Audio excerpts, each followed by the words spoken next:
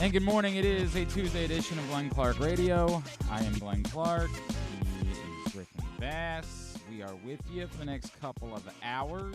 And then tonight, going to be with you at Mother's North Grill in Timonium for the Tyus Bowser Show. Let me get two things out of the way really quickly here at the start of the show. First thing, I don't know who the guest is.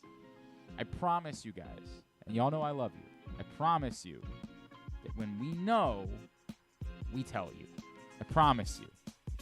It's not something that we just choose to sit on for like 48 hours. Well, we can tell them, but what if we didn't? I promise you. And I understand that you want to know. A couple of you are like, hey, I want to go out and buy a card. I want to, like, I understand. I get it. Trust me. We just don't know. I also understand that like coming back from London, everybody's been trying to get situated, so I'm sure that's part of the issue. You spend a week away from your family, your friends. You get back, it might be a little bit difficult adjusting back. So hopefully we'll have an answer shortly. And when we have it, we'll share it because we care. That's the way it works. Now, as far as the other thing is concerned, no. I could go 0 for 2 here. No, I don't know anything more. I don't. Now, this is going to be like I'm going to pull the curtain back for a second. Tyus Bowser Show tonight. Mother's North Grill in Timonium starting at 7 o'clock. It's brought to you by A.J. Michaels, Superbook Sports, HelpMyGamblingProblem.org. Find out more, PressBoxOnline.com/Bowser. I don't know. I choose not to use when I said yesterday, when it comes to Tyus, I'm not unbiased. I can make that a lyric. When I said that, part of that is I think you guys know that I have developed a personal friendship with Tyus Bowser. I can't be a reporter when it comes to Tyus Bowser because you guys know he's a personal friend of mine. So I don't choose to use that relationship. Now, does that mean that somebody would say, well, that seems stupid. You might have you would have information before anybody else would. Yeah, I might. But he's a co-host of mine. So I got to be able to go do a show with him tonight. So if I trade that out, and that means that today, like, Ian Rappaport can report something before I get... That's the way it goes. That's the choice that I made when we agreed to do this show to begin with. It's a partnership. So, trust me, all the same things that you guys are thinking about and wondering about, same here. Was that John Harbaugh's way of saying that Tyus needs to have a surgery that would probably shut him down for the year? I can understand why that would be the first thing that you would think of. And somebody would say, well, it's just vague enough that it could be anything. Is Tyus going to say he's retiring? I don't think so. I mean, he just told us he was close a couple weeks ago. I don't know what's happened between now and then, if there was a setback. I think it's odd. Here's something I can tell you because we talked about it with Tyus. Tyus hasn't been traveling to road games. So it was kind of odd to me that Tyus went to London. Like, to me, that was extraordinarily encouraging. Oh, maybe they think he could be getting back soon. It was odd to me that he went to London if it wasn't close.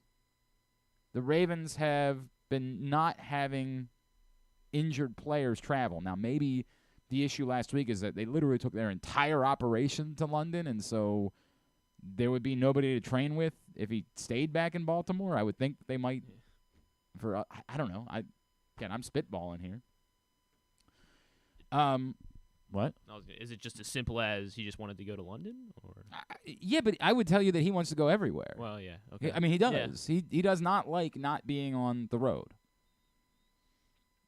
We were talking about the fact that he had to sit and watch a game at a bar in that's right, yeah. Federal Hill. He doesn't like that. So, I don't know. I don't have those answers for you. But we will ask tonight on the Tyus Bowser Show. And if you're there, you'll probably be the first to know. Or he won't have an update for us, and this will continue to linger on for a couple. I don't know. I don't have those answers. So I get it. I understand why y'all were texting me and we all were reaching out to me. You got that inside scoop. It's the same thing I'm going to tell you about everything. Yes. Tonight, Tyus Bowser Show, Mother's North Grill. Whenever anybody's asked me, hey, could you introduce me to a Ravens player? Sure can. Tyus Bowser Show. Show up. You got any of that inside information? Show up. It's like when you guys ask me about sports things. I'm like, listen to the show. I love you. I appreciate it. I know we're friends, but I peddle my wares like anybody else. It'd be like me, having a friend who did people's taxes and me calling up and being like, hey, bro, could you tell me how to do the taxes without me having to pay you? Like, it is what it is. Tonight, Tyus Bowser Show. Myself, Rita, Tyus, special guest. And we'll ask the questions, and Tyus will answer them however he chooses to answer them. And we won't do an hour about that. We'll do a bunch of different things during the course of the conversation, the way it will go. All right. All right. Oh, okay. So there's apparently other. All right. I just got an update. An update. I can't confirm anything yet. That's all. All right. All right. There's apparently multiple people were asked, and maybe multiple people said yes, and. So that might just kick you off. Yeah, right. Off It might panel. just be Rita and everybody else. You know what, man? I think I'm bringing my 6-year-old tonight because the 8-year-old has basketball practice. Stud. Well, we'll see. I asked him if he wanted to practice this weekend. I was like, because we got a little hoop in the driveway. I said, you want to go out and practice today? And he was like, no. He wanted to throw the football around. I was like, bro, you're starting basketball this week. Like, maybe we work on a couple of things. No. Like, I'm not allowed to coach him is the way that our relationship has gone. Gotcha. Like, when I try to talk to him about lacrosse things, he's like, no. But our neighbor who used to play lacrosse, that guy is allowed to come over and work with him. Me? No. He's not doing that. Not happening. That's just not okay. I'm a little offended by it, truth be told. Bothers me a bit. Well, he understands. There's like the small part of me that's like, maybe it's best that our relationship doesn't go there. Like sometimes it's awkward. We have the dad-coach situation. Like maybe it's best that we don't go there. But then I get frustrated because I feel like he's taking the easy way out. Like you'll get after me about things, and the neighbor won't. The neighbor will just, let me do whatever. So I think that might be the problem. And I think that might have been like because he loved shooting hoops with me right until he decided to sign up for basketball. Then all of a sudden. And he was like, hey, I moved on. Right? Like, because now it's you actually want to. This actually matters now. Well, no, it's more. I think it's what I'm worried about is the opposite. Now he's afraid that I'm going to take it seriously. Okay. And we can't just joke around. And that's all he really wants to do. So I don't know how to do that. If you know anything about parenting, I could use a little insight here. He's 8. Then, yeah, I guess I am the awkward wrong person. Yeah, you're definitely not the person to talk to about this topic. All right, coming up in a bit, Luke Pirris, Navy linebacker, is going to join us. We will catch up with him ahead of a big game against Air Force on Saturday. Also coming up, did I send that email to you? Yeah, you did. Well, that wasn't what I meant to do at all. I give you my best guess. No, it's an awkward. It's a little bit awkward. There's an awkward question that I needed an answer to, and apparently, again, it's like me asking Griffin about parenting advice. He just can't help me with this. Just cannot help. Also coming up this morning, allegedly for real this time, Qadry Ismail. And again, this is it. This is the third time. This is the fool me once. Shame on me. Fool me twice. Well, we won't get fooled again. It's one of those situations here. This is it. This is last call with Qadry this morning. Qadry Ismail scheduled to join us. And then it is Tuesday, so we will preview Waiver-Wire Wednesday and fantasy football with our friend Joe Serpico. All of that on the way this morning. We should open up and show everybody the new print issue of PressBox. Maybe we'll do that during a commercial break. Maybe the first commercial break I'll send you out there and have you I wish I knew which one we're supposed to open up. Like, I wish I knew which one of the – there's like a bunch of bundles of the new print issue of PressBox, and I don't know which one is staying here. So yeah, we'll figure that out. Or we'll have to apologize later. Either one of those situations is fine. I'm not sure. Or you can just bring me a bundle, and I can hold it up, and then we can take it back, I guess. I watched the Rangers game. Astros certainly made it interesting, but that's not going to help them as they go back to Dallas. I'm unwilling to say the Astros when we talked about this yesterday, a lot of teams I think would be in a whole lot of trouble down 2-0 going on the road. remember the Astros, oddly, and I know they ended up losing this World Series, but in 2019, remember, they lost 2 games at home, then went to D.C. and won 3 games, and came back to Houston up 3-2, and then bizarrely turned around and lost 2 more at home. That's the weirdest World Series in the history of my life. Of course, it was also the World Series where everything came unglued, and we learned about, Right, you know, yes. Right after the series ended. Correct. Right, yeah. So the Astros, the core, has experience of going on the road and being in a hole and bouncing back, although, again, they did not win that World Series. But the Astros, they're too much of a veteran team for me to write them off or suggest that they're going to panic now that they're down 2-0 and having to go on the road. That said, the Rangers thing is crazy, man. It's just crazy how a team that couldn't put it together has picked this time to put it all together. And Nathan Eovaldi wasn't quite as dominant yesterday as he had been in his 2 previous playoff starts, but he was still very good, and he still got a massive jam when it looked like the game was about to turn and the bases were loaded, and you're like, oh, this is the moment. The Astros remind you that they're the Astros. Nathan Eovaldi came through big time in that spot.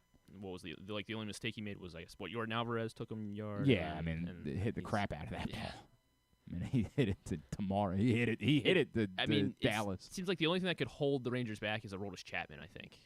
Well, yeah, he's certainly seems to not. be It's hilarious they keep going to him. It's hilarious. It's almost like Buck Showalter. Like, they genuinely believe that at some point he's going to be Aroldis Chapman again. Like, this is Aroldis Chapman. No, it's not. This guy stinks.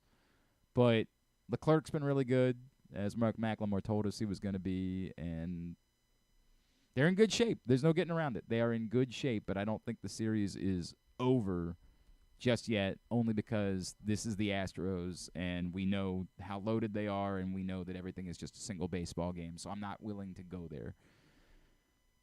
I would be more inclined to tell you that the NLCS is over after one. Dude, what are you going to do? And that's the funny part to me is that, like, if you made me bet today, I absolutely think the Phillies are winning the World Series, and I just think there's something about what they went through last year and how they're handling their business this year, and they just don't stop hitting home runs. Like, they're almost not threatened whatsoever. I know you would say, hey, they're the team that lost a game. But remember, that took a minor miracle for them to lose that game. The Phillies just look like monsters. And the Diamondbacks are the team of all of the 4 teams that are left that you have the biggest question about, how are they here? Like, how? So I'd be that one to me is the one that I would say I don't think there's much of a series to be had there, and I'd still be surprised if the Diamondbacks found their way into that series because the Phillies just look to be on a different level. I mean, all they do is hit home runs. It's nuts. Did you watch any of the Peloteros broadcast that they did on True TV? I sure did not. It was very good. I liked it. It was like Pedro Martinez and Yonder Alonso, Kike Hernandez, and it was they were just kind of sitting there watching the game. I enjoyed it. I like watching after the you, games. I was watching the game too because they were watching the game. I was watching the game with them. Albert Pujols was in there. Sure. After you lied to me that there was no Manning cast, so I had to. No, I didn't say there was no Manning cast. You said you thought there. Well, they had a broadcast on ESPN too. Was it just the same broadcast? No, yeah, it was the Spanish broadcast. Oh, they put the Spanish broadcast on ESPN too. Well, that's all I saw was there was an ESPN2 broadcast listed, and that normally is the Manning cast, right. So it's what it is. Yeah, I just like watching the games, Griffin. That's the. I know it's what a crazy thought. I just like watching the game. I like watching the game not with Peyton not Manning other people Eli. watching the game. That doesn't do anything for me and never Manning, will. Nope. Still doesn't do anything for me when and it's never will. Pedro Martinez. I just like watching the games. Speaking of which, obviously the football game last night. I assume that both teams are frauds, just for the record, because that's a pretty safe bet to make about those particular teams. I was sweating it. So Josh Palmer scores a touchdown in the first play of the game, gets called back. Yeah. I needed 6 points from Josh Palmer to win my matchup. Oh, did you end up getting it? I ended up getting it. Yeah, Yes, yeah. I ended up getting it eventually, but I could have gotten it on the first play. Yeah, that would have been nice to have it out of the way and nothing to worry about. Everybody keeps talking like about how bad Justin Herbert was last night. I don't even know how bad Justin Herbert was. When you commit a penalty on every play of the game, it seems like sometimes these things are going to occur, right? Like maybe if I were the Chargers, maybe don't commit a penalty on every play. Just kept waiting. Every time something good happened for the Chargers, I was like, there's probably a flag. Yep, there's a flag. Yep, there's always a flag. Maybe ask him, by the way, Griffin. So I don't know what to say about it. I'm not surprised that the Chargers kind of melted down because that's what they do. They kind of melt down. That's who they are. It's in their blood. It's in their DNA. And I'm not going to read too much into it for the Cowboys because they're the Cowboys. But it was a good win for them, no question. It was a very good win as they tried to continue to carve their path forward. It was a very good win, and at least it was a close football game. At least, high-profile players. It was a largely enjoyable Monday night, despite the fact that the Chargers are who we think they are. That's just sort of the reality of the circumstances. All right. Joining us now here on GCR. A big game coming up on Saturday in Annapolis. Air Force unbeaten as they arrive for the first leg of the Commander-in-Chief's Trophy Series. Navy coming off back-to-back wins, back to 500 for the season, feeling pretty good, and with an opportunity to really make a statement. Joining us now, he is a Raider, sophomore Luke Pirris from Navy. He is with us on GCR. Luke, it's Glenn in Baltimore. It's great to chat with you, man. Thank you so much for taking a couple of minutes for us. Yeah, awesome to be here. Hey, man. Excited. I mean, especially it's got to be feeling pretty good to come off a shutout performance, right? Like, you guys got to be walking around kind of strutting a little bit this week, right?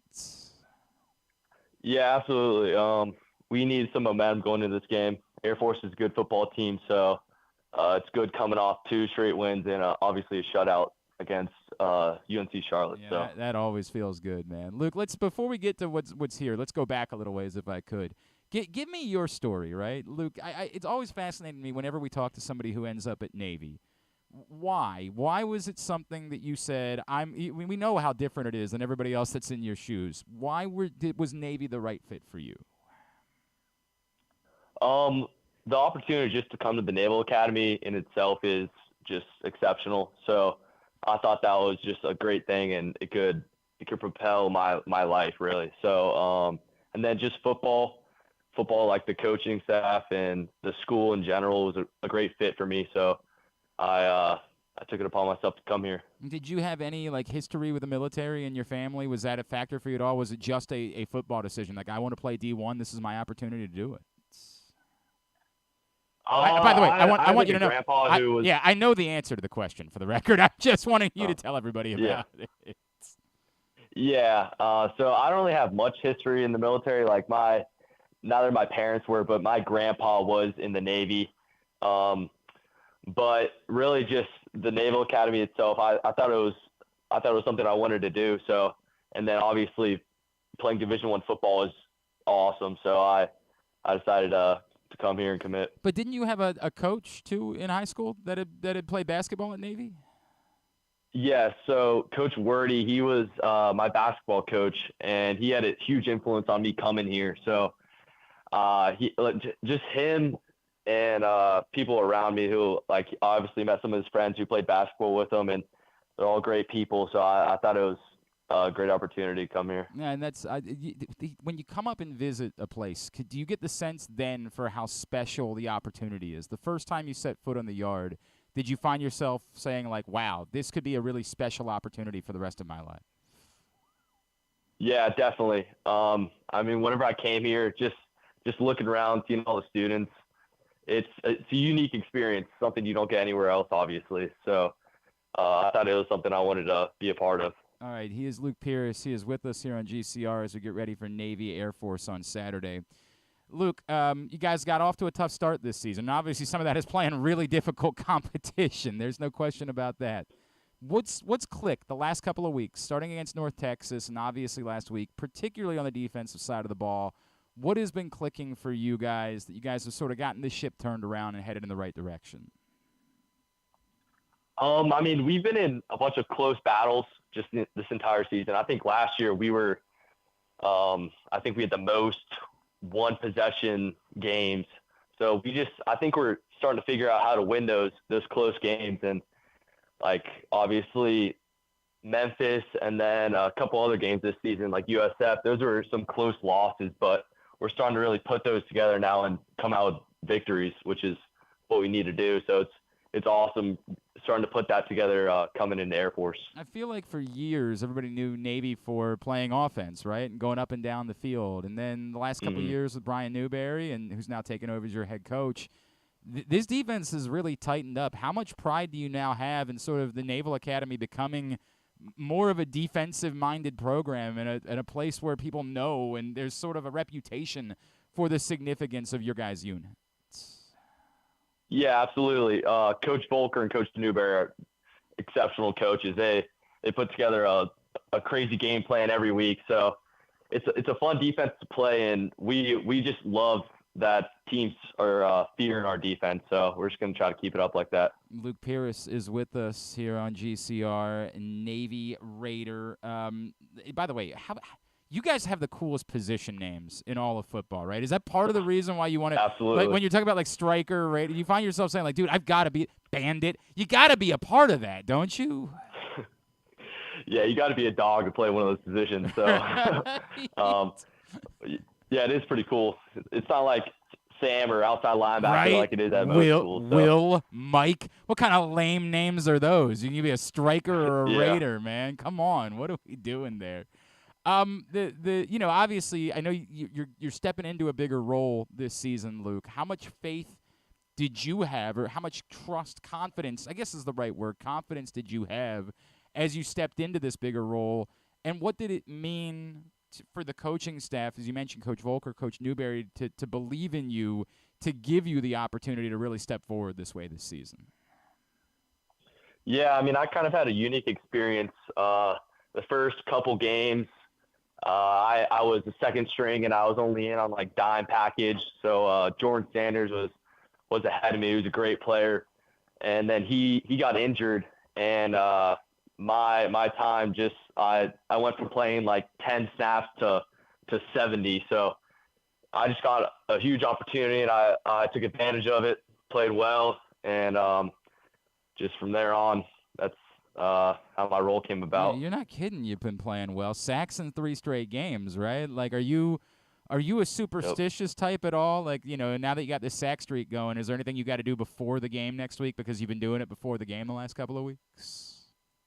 No, I am more of like a routine guy, so I like keeping it the same every game. But I'm just gonna keep doing what I'm doing pregame, and hopefully it keeps going. My streak keeps going, but I'm not really playing for that. I'm just playing to win. So, what does it mean to you when I say the words Navy Air Force? Right, like this is national TV. This is a network game on Saturday. This is the start of the Commander-in-Chief's Trophy Series.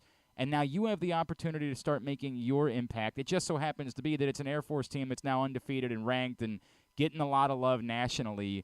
What does this one mean to you, Navy Air Force, this Saturday? Oh, yeah. I mean, I remember watching this before I came here when I was committed, and just thinking it was an incredible game to be a part of whenever they played on 9/11 2 years ago. And just to be a part of it now and actually playing, it's going to be an incredible experience. But obviously the Navy Air Force rivalry is something that everyone knows about, and it's not something that if you go to regular school, you'll get to experience. So like just the things that happen in the halls, like there's a bunch of stuff going on here at the academy. Everyone rallies around this game, so it's really an incredible experience to be a part of, and I'm excited to play in it. Maybe some prank wars this week, stuff like that. We always love those things.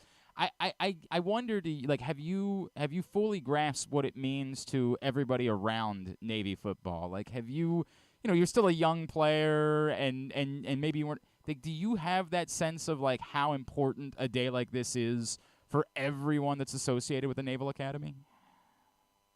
I mean, I feel like I understand some of it, but talking to the upperclassmen who have actually been able to play in this game, I'm sure my view will change after the game. But like talking to them, they tell me how incredible of a game it is. Although they say just to play like it's a regular game, because that's really what it is. Like, you gotta block out everything outside of it. But there's just so much going on outside of the game, which makes the game like what it is. you guys have on the other side of the ball, right? Like you've had to go through a couple of quarterback changes. I know it's been sort of snake bitten over on that side of the ball.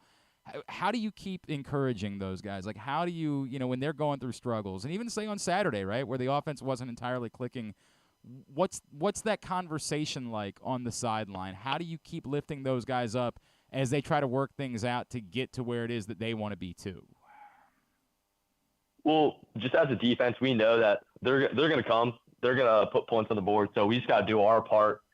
And I mean, if they don't score a single point, then we're going to win the ball game. So we're just going to do our part on the defensive side of the ball. And we know we put 14 points on the board in the second half. So that's all we needed. And so we just know the offense will come along. Obviously, having some injuries at the quarterback position is tough, but we trust all the quarterbacks, so we don't have any worries about that. I mean, look, if you just got to pitch shutouts the rest of the season, you just go do it, right? Like, it's as simple as that. Might as well. Yeah, absolutely. Why not, right? Why not go throw shutouts all season long, man? That would be quite the story if it were to work out that way. And I'll pose it this way: when you signed up to come to the Naval Academy, you knew the tradition of Navy football and sort of the tradition of excellence, and how much winning there had been done, and there's been a little bit of a dip these last couple of seasons. How important is it to you to try to get Navy back to that place, the prominent among the service academies and among the prominent programs in all of college football? How important is it for you to make that statement with Navy football? Absolutely, it's everything. Just it's tough to win college football games. Just every team's good. So as of recently, we obviously haven't had too much success, but we're starting to change that. And a couple of our goals are just to win the CIC, and then also make a New Year's Six bowl. And that just starts with getting wins. It doesn't matter how you do it. Just find a way to do it. I like that, man. All right, then did I see that you're trying to work to become a pilot? Yeah, that's further down the road. Okay. I gotta really focus on football right now, but hopefully that will come along. Eventually. Is that a dream for you to one day be able to fly in the Navy? Yeah. Coming into here, I didn't really know what I was gonna do, but just talking to all the aviators on the yard and just the opportunity it presents, that's my dream right now for my life after this. That's awesome. After school. Man. That's really cool. Did you happen to go see Maverick? Did that have any impact on you? So all of a sudden saying oh, dude, I want to do that. Maybe a little bit, but over the summer I was able to fly and do some cool things, so I was able to experience that. That's cool, man. That's really, really cool. And what a thrill that would be. What an amazing thing it would be to have that opportunity. Luke Pirris, absolutely. Look, man, awesome to see the way that you've risen this season and the role that you've taken on for Navy football. Man, what a day it would be for you guys to take down Air Force on Saturday. Again, noon in Annapolis, for you guys to get out and support Navy. And, of course, the game is on CBS. It's at Luke Pirris 4 on Twitter, correct? Yes, that is correct. And then are you on Instagram? Yes, my Instagram handle is Luke Pirris. Very good. Give him a follow on both. Luke, congratulations on the success this season. Can't wait to see what's next for you. Thank you for taking the time for us this morning, and thank you for making the decision to serve our country as well. We really appreciate that. Looking forward to Saturday, man. Absolutely. Thank you. Luke Pirris, Navy sophomore, Raider, getting ready for Air Force on Saturday. Yeah, big game. If you don't have plans on Saturday, I'm going to guess that the game will ultimately be sold out, but be a heck of a day to be in Annapolis this Saturday for a big one. And, yeah, Air Force is undefeated and ranked in the top 25, and going to be a fun day. Big opportunity for Navy to make a statement, and their defense has been playing really, really well. All right, we continue along here on a Tuesday edition of GCR. Today's show is also brought to you by, this one would be brought to you by the Baltimore County Police Department, who are hosting a hiring event on Saturday, October 28th, at the Public Safety Building, 700 East Joppa Road in Towson. If you're thinking about a career with the Baltimore County Police Department, you can go through the whole process. Application, written test, agility test. All right there. If you're not sure if you're like, man, I don't know, maybe, but is it right for me? Then they're going to have members of the specialized units who are going to be out there. And that's a real opportunity to find out what, like, career paths there could be.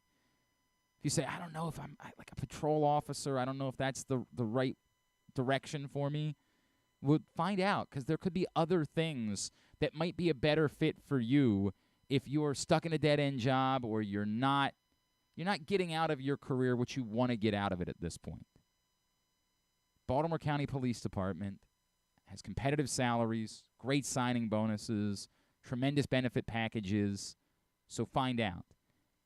And also, and then maybe, you're just the type of person that says, no, I'm not, I've got a good job, or I just don't think I'm that fit. This is still a good day for you to come out, because it's a community event. And while we know that the relationship between the community and the police has not, frankly, it's not always been great. It's a great opportunity for you to just interact, have a conversation, talk about that relationship, talk about why maybe you've had trust issues with the police over the years. Whenever we have Corporal Robbie Wright in here, he tells us, we get it. We know. It's real. So come out, have a conversation, and also bring your kids, because the same day, that afternoon, they're hosting a trunk or treat event.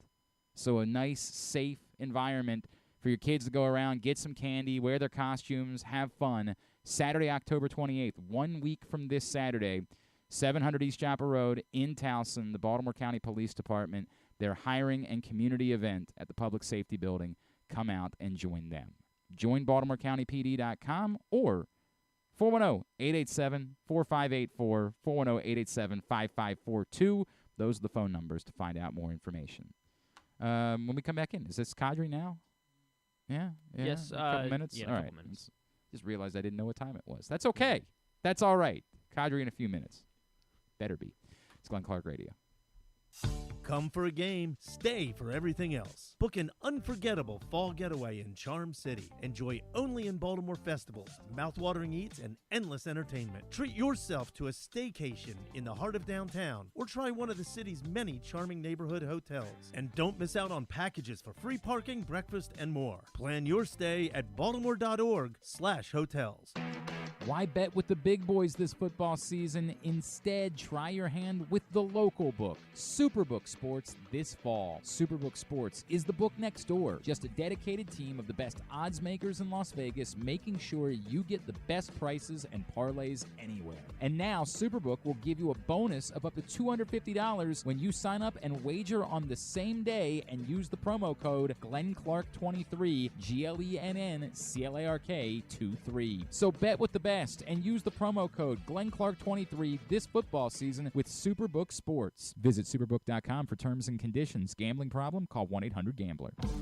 6 chicken tenders made from fresh, never frozen Royal Farms world-famous chicken, a family-sized order of Western fries, honey mustard dipping sauce, and a 2-liter bottle of Dr. Pepper. It's Royal Farms' new Tucker's Tenders Meal. It's Justin Tucker's favorite, and at only $19.99, it'll be your favorite meal, too. The new Tucker's Tenders Meal, available only at Royal Farms. Now you can kick back, relax, and eat like a champion. Real fresh, real fast, Royal Farms. Gambling can be a fun and entertaining experience, but there are risks involved. If you're planning on betting on the game at the casino or on your phone or computer, know your limit, stay within it. Set a budget and a time to stop. Remember, gambling isn't a financial solution, and it doesn't mix well with alcohol or drugs. Know the risks and have a plan before you begin gambling. For free and confidential services, call 1-800-GAMBLER 24/7 or go to helpmygamblingproblem.org. The Maryland 5-Star returns to iconic Fair Hill October 19th to 22nd, marking the next chapter in Maryland's equestrian tradition. Best described as the triathlon of horse eventing, you won't want to miss this thrilling sport. Enjoy a fall festival with local fare, retail vendors, and tons of family fun. Come for the event and stay for the experience in Cecil County, home to the Chesapeake Bay waterfront with vibrant small towns and accommodations to suit every desire. It's the place to be in October. Visit Maryland5star.us for tickets. What's up, everyone? It's Tyus Bowser, and I've had so much fun hanging out with Rita and putting up with Glenn the last couple years that I've decided to do it again. Season 3 of the Tyus Bowser Show is happening this year, as we'll be all over town, giving you the chance to get to know me and some of my teammates. As we talk football, life in general, and just say what needs to be said. You can find out more about the show by going to PressBoxOnline.com/Bowser. If you don't live in the area, you can watch the shows live on Facebook and YouTube. And if you miss one, you can listen Friday nights at 105.7 The Fan. So we'll see you all season long for the Tyus Bowser Show, a partnership of PressBox and Great Ace Memorabilia. The next Tyus Bowser Show is Tuesday, October 17th at Mother's North Grill in Timonium. It's brought to you by Superbook Sports and AJ Michaels. And if you or a loved one have a gambling problem, visit helpmygamblingproblem.org. What company has the expertise to make your home healthier by purifying your air and killing all viruses, allergens, and bacteria? AJ Michaels, Heating and Air Conditioning in Baltimore and Annapolis, ajmichaels.com.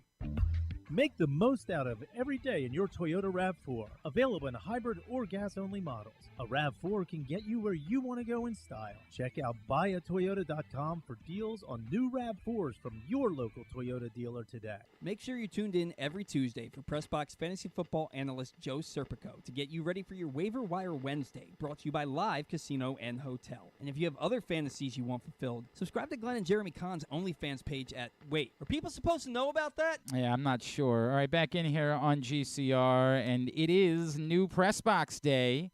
Get to your neighborhood Royal Farms, any of the hundreds of locations around town where you find PressBox, and you can also go to PressBoxOnline.com. If you get there early today and it's not there yet, then just wander back later today or tomorrow. I promise it'll be there by then. Stan and company are out around town today. But on the cover, you see the survivors, and it's a collage of Austin Hayes, Ryan Mountcastle, Cedric Mullins, and Anthony Santander. Story from Todd Karpovich about the players that came in during the Dan Duquette era that stuck through some very dark times and all played significant roles in the Orioles' return to prominence this season. Really great story.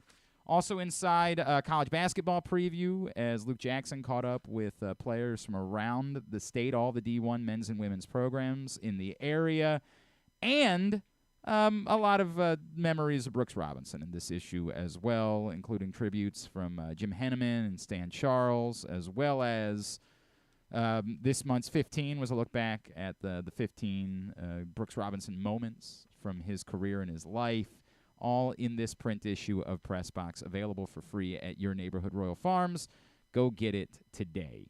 Speaking of Brooks Robinson, there was not a lot of sports last night at Trivia. Finishing a tie for second last night. I'm trying to remember what tripped this up. We got the final. The final was, besides the Toy Story series, what was the only other film that Pixar put out in the 1990s? Man. And admittedly, I knew it, but I said the wrong name at first, and one of my buddies had to correct me. When did A Bug's Life come out? That's the answer. It is the answer, but I said Ants at first. Because remember, there was Ants in A Bug's Life. They came out I don't remember, but... Well, yeah, you were not alive.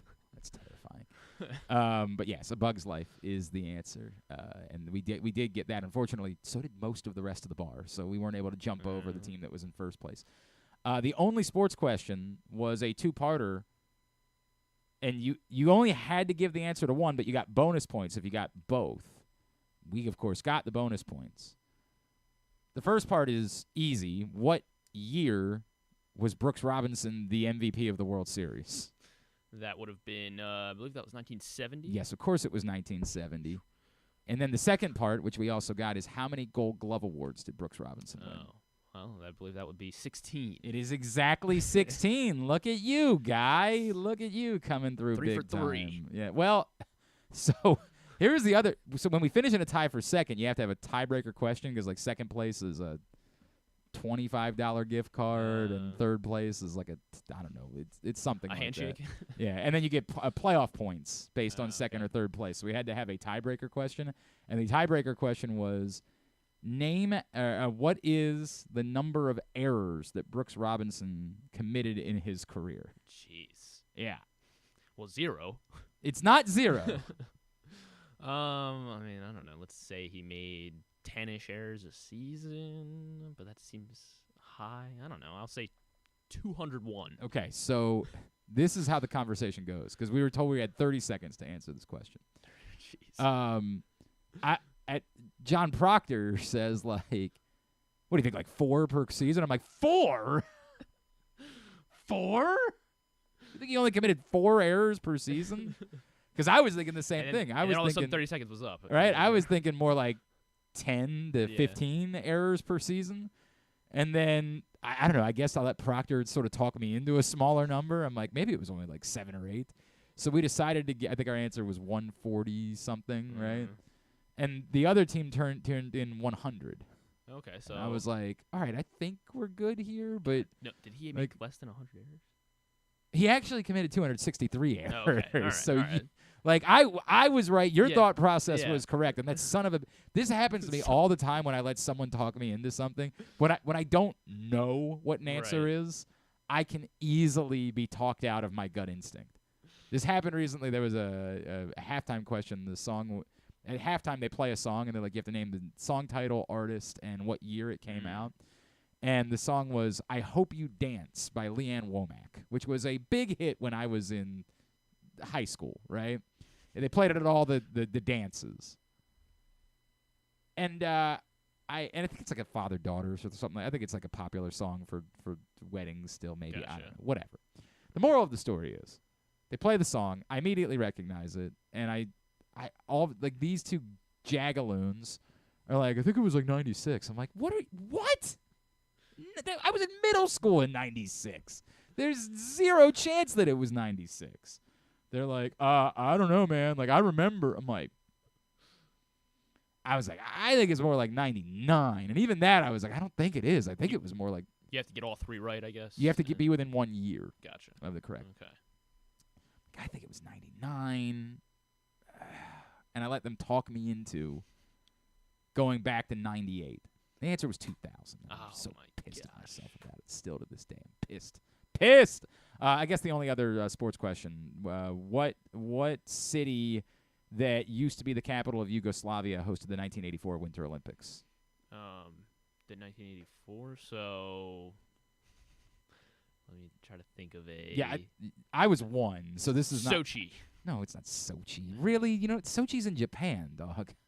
Sochi? Why did I think that was Russia? I haven't... Oh, no, Sochi is Russia. What was Japan? What was the Winter Olympics in I don't Japan? know. Tokyo, I guess? That's probably... No, it was... God, there was a Winter Olympics in Japan, wasn't there? I'm not going crazy, am I? Winter Olympics... Japan. Wasn't there? In... 98, Nagano. Nagano was the Winter Olympics in 98. Yes. Oh, okay. In Japan. Mm. Sochi is Russia. You are right about that. Okay. The answer, however... On fire. But that still doesn't put it in Yugoslavia, dog. I was close. Sarajevo is, of course, the answer to the question. Of course. That's it. I mean, come on, bro. This is one of those things that, like... Sarajevo. This is a geographical question. It's not really about the Olympics. Yeah, I really know. But... Context How do you spell Sarajevo? Sarajevo. Sarajevo. Yeah. Yeah. Oh, yeah. Yeah. What, you think I was wrong? No, I just wanted to see how, where it actually was. It is now the capital of Bosnia and Bosnia, Herzegovina, which we would have gotten a bonus point for, but we guessed Serbia. Ah, you were so close. Yeah, it was really. Serbia's just to the right. I'm aware, and Belgrade is the capital of Serbia. And that was another one where I was trying to use context clues, and I was like, I think Djokovic is from Serbia, and I'm pretty sure he might be from Belgrade, so I don't think it's the capital of... But, my buddy Dan was like, I think it's Bosnia, or I think it's Serbia. So I was like, all right, bro, we'll go with you. Mad at myself. Very mad at myself because we had that. That would not have made the difference because we also butchered. And I always give people crap about Maryland geography questions.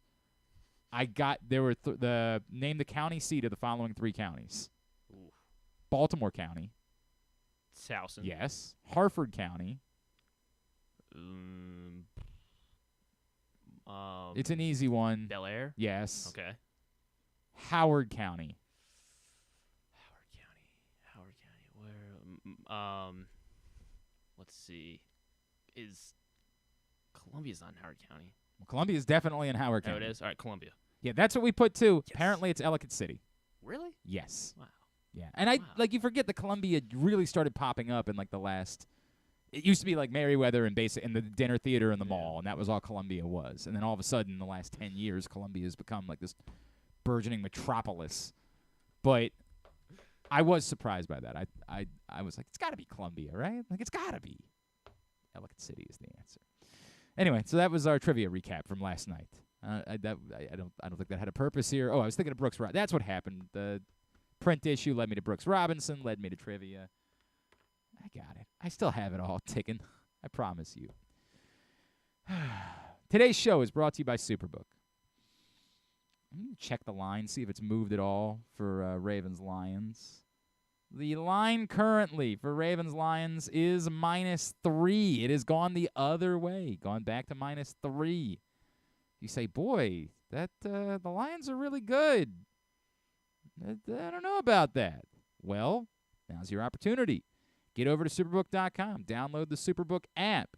Use the code GlennClark23 when you sign up. You will receive up to $250 in a same-day first bet match, win or lose, with Superbook. Again, if you use the code GlennClark23. Speaking of the Baltimore Ravens, joining us now, you, of course, see him on WJZ, their Ravens coverage. He is Super Bowl 35 champion. And our friend, Mr. Qadry Ismail, who's back with us now here on GCR. Qadry, it's Glenn. It's great to catch up as always, brother. Thank you for taking the time for us this morning. I hear there's a rumor going on that you have infected Tyus Bowser with I don't want to play technique. Don't say. First of all, Gosh do golly, that. gosh golly. Don't do that. Gosh golly. You're trying to blame I his. am in shock. What is your deal, huh? Why, first of all, now you sound like one of the idiots on Twitter who's like, by the way, this drives me nuts, man. And I know this is more personal for you because of what you do for a living. Like, I understand this. But it drives me nuts when somebody on Twitter is like, oh, just somebody who doesn't want to play. Like, bro, do you really think that there's a world in which Tyus Bowser doesn't want to play? Is that really how your brain operates? And it's not just Tyus. It's every time one of these guys come up. I'm telling you, brother, it's crazy. It's crazy. Yeah, it's very unfortunate. We don't like it one bit. We'll find out a little bit more tonight. We do the Tyus Bowser show about what's going on. It's not great, is all I can say at the moment. Not great. What was great was the Ravens getting a win. Qadry, I tried talking about this yesterday, right? Like, I can't figure out why it is. You watch around the NFL this week, you remember this is the NFL. It's very difficult to win in the NFL. No one is infallible. Everyone has flaws. That's the way it works in a salary cap sport. You can't just build a super team anymore. The 49ers were close to it, but then like when they have a couple players go down, they ain't a super team. Why is it that we are not collectively as satisfied with where the Ravens are at 4-2, leading the division as probably we should be when we look around and see the rest of the teams in the NFL? Well, because I think people want to see this ball club be that San Francisco 49er mindset where you can just go out there and just dominate against good football teams and dominate against teams that you're supposed to dominate against. So it doesn't matter. We go out there, we play, we impose our will. All those, cliched buzzwords that show that you are a upper tier team that is heading towards, the playoffs and obviously advancing through the playoffs. Kansas City Chiefs and the 49ers, heck, even the Detroit Lions this year, they kind of have that swag to them. Philadelphia has that swag. I think they got to get out of their own way, sort of. But for the most part, yeah, those upper tier teams, the Raven fan base, the flock, they're feeling like this is a team that can compete and be a part of those upper tier teams. So when you play against the Steelers or you play against the Colts and you're going up against a backup or you're going up against a starter that's not fully healthy, you're expected to win. And I just think that's part and parcel for what we see in this Ravens ball club this year. The offense has been, when they're not all dropping footballs in Pittsburgh, the offense has largely been efficient, right? Like, that's the word I keep coming back to with Lamar Jackson. It's not overwhelming numbers-wise, but the efficiency has been, somewhat staggering this season. It's probably the way that they step forward the most. It leads to, they've only got, like, the number 15 scoring offense in football, is efficiency good enough for a team to break through and try to win a Super Bowl at this point?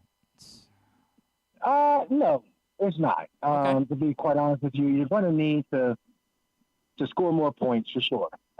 If this team is capable of that, I think they're still feeling each other out in both the Colts and the Steelers games, and you can even put the Titans game in there. So there's a 3-game sample where you're looking at a team that has had so many opportunities in the red zone, and whether it be the drop passes, whether it be lack of execution, whether it be the other team just being a better defense on that particular series, you got to factor all those things in there. But I just think the Ravens, they're a few plays away from finding their groove and being that team that this fan base is desiring to see. I guess that's the question then, right? Like, what is the step between being an efficient and a good offense and then being the type of explosive offense that can win if, the defense can't shut down a more capable offensive team? Like, what is the next? I feel like the run game is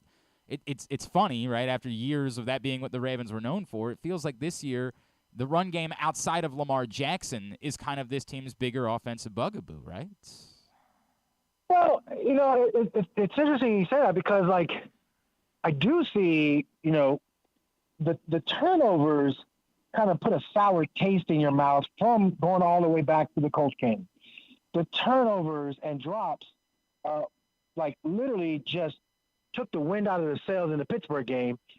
But I think for the Titans game, you saw a cleaner, balanced approach. You just didn't see a team finish in the red zone. And so that's where I see growth.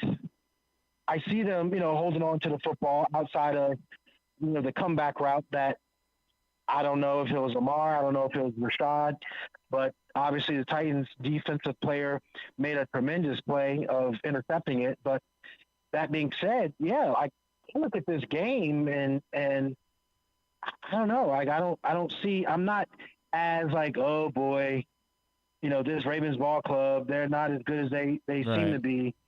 I see them as a team that, you hold on to the football. The running game is gonna get its necessary chunk yardage, and then at the same time, I think that puts them in a favorable position down the football field to make some plays in the passing attack.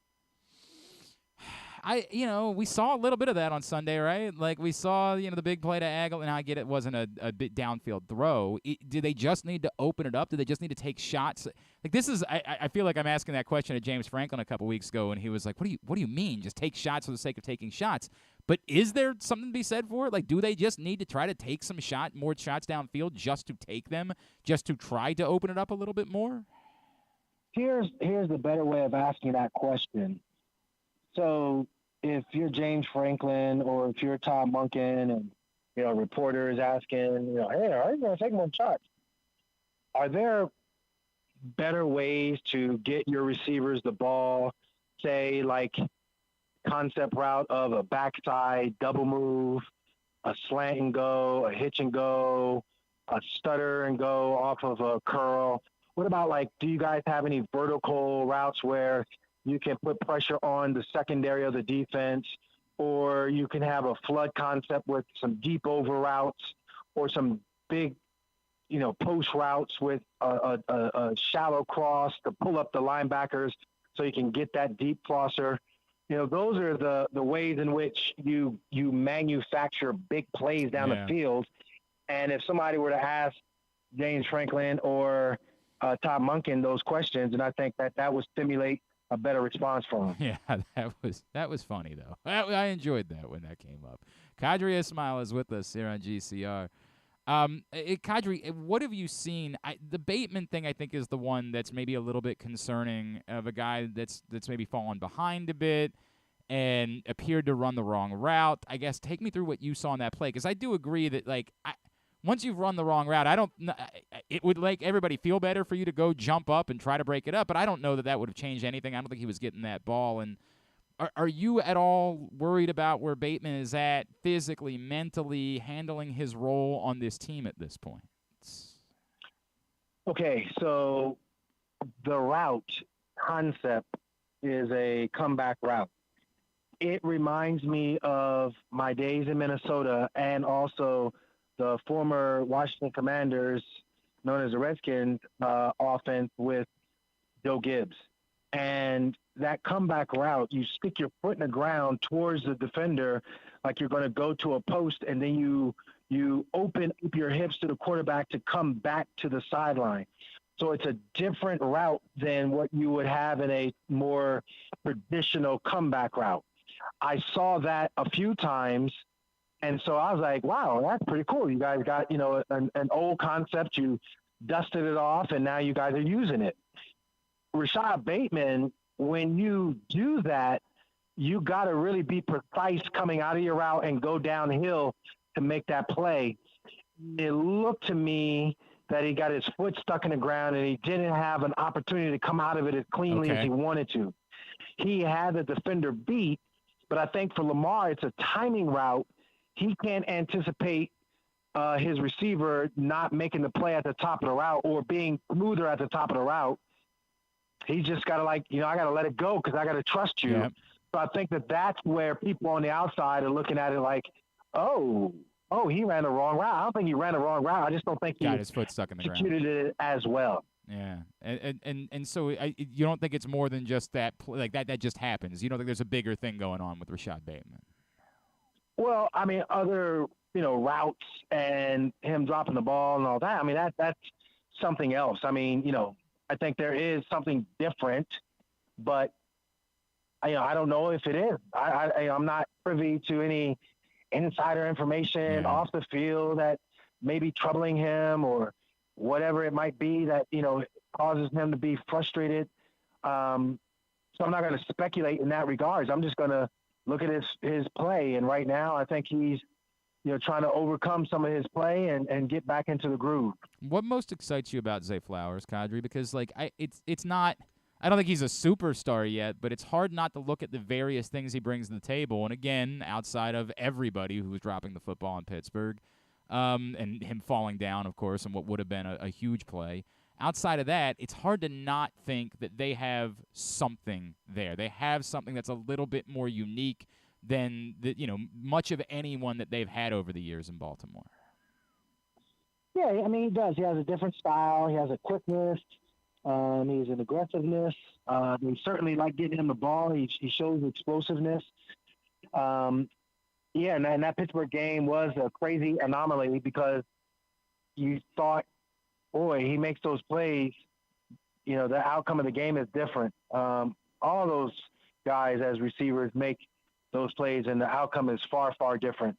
But that aside, he's had a phenomenal start so far. I'm hoping that he gets a bigger.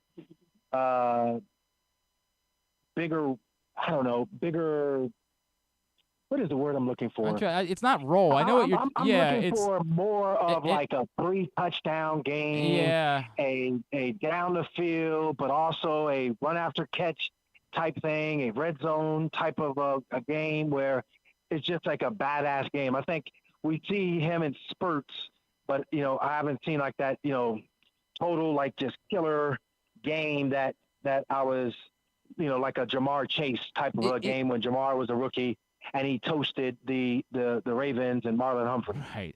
I know it's a little bit different because, of course, he's not the same type of player that Jamar Chase is. But what was interesting to me is early on in the season, it really did feel like they were going out of their way to say, we are designing plays whose singular purpose is get Zay Flowers the football and let's see what he can go do with it. And, it's not what we were used to maybe under Greg Roman. They just didn't do that. Now, in fairness, they didn't have a Zay Flowers in order to do that with. But I think you're seeing why it's warranted to put plays in whose almost singular goal is let's figure out a way to get the ball into this dude's hands in space because special things can happen.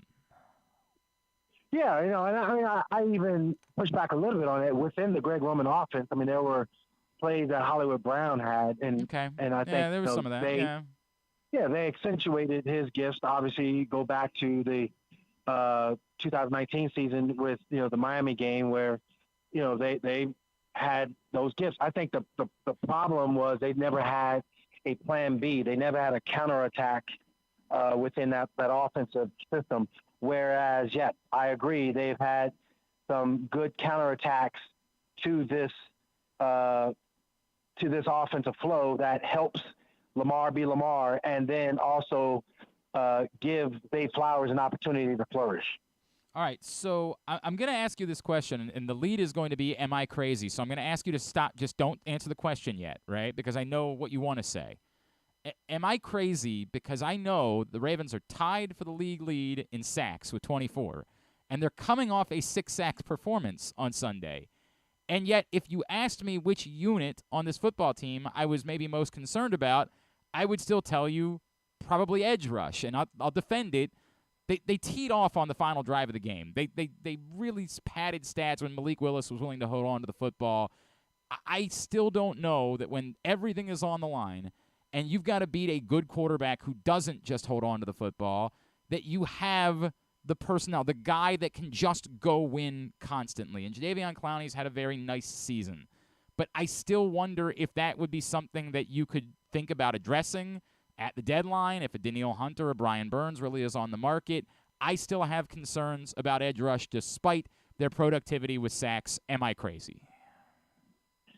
I mean, you're not crazy, but I think you're sitting there and not realizing that in the National Football League, I mean, if the guy is under center, who cares? You got to go get him. And sure, I recognize that a Patrick Mahomes is going to be different. I think, the guy that they're going to face this week, and Jared Goff, I think he's going to be, different. But I think you can get him. You just got to be diligent with your relentless pursuit of getting him. And I think whether it be Van Noy, whether it be, Jadeveon Clowney, whether it be Madubuike, the guys up through the middle, Pirris and company, I think that they can get him. I think it's just a matter of, hey, this is the quarterback we're facing. We got to go after him. This week will be a good test to see how, good this defense is when it comes to going after them. I think Mike McDonald has realized that, hey, if I got to go ahead and put a guy up at the line of scrimmage and, it just so happens to be, a secondary defender and he's getting after the quarterback like a Kyle Hamilton getting 3 sacks, and so be it. I just think that that's what this defense is. They're a tenacious defense. They're kind of like an octopus defense where, you got all these tentacles and everybody, as long as they play their role, they're very hard to go up against. That's and fair. Get plays off of. That's fair. I think Mike McDonald's done a whale of a job with how he has put this all together. I get it.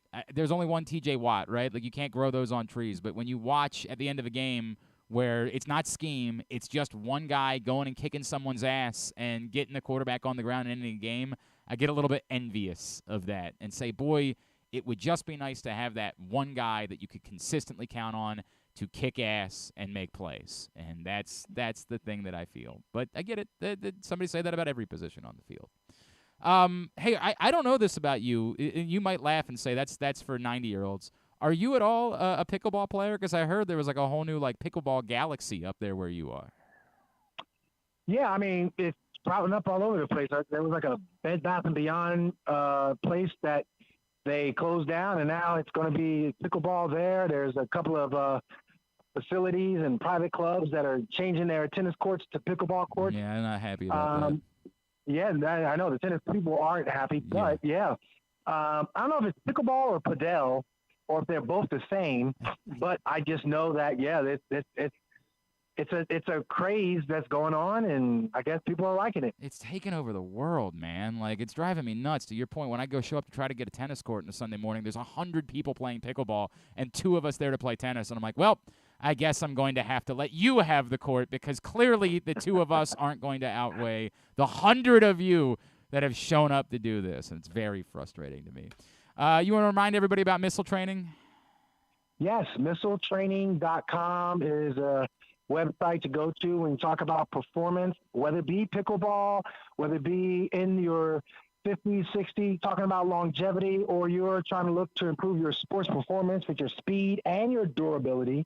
Those 2 things go hand in hand. Can't sit there and act like you're going to be a great player if you can't get on the field or if you're injury prone. High school, college, pro, doesn't matter, missiletraining.com, or you can DM me on Twitter, formerly Twitter, now X. You can DM me there if you have any questions. At I am Qadry Ismail is how you find him on there. I don't know if I can afford you, but I got to hit you up because I got an event that I might be one of hiring you for. So I will be in touch with you a little bit later on this week. Love you, brother. Always appreciate you. Thanks for taking the time for us. Always, brother. Thank you.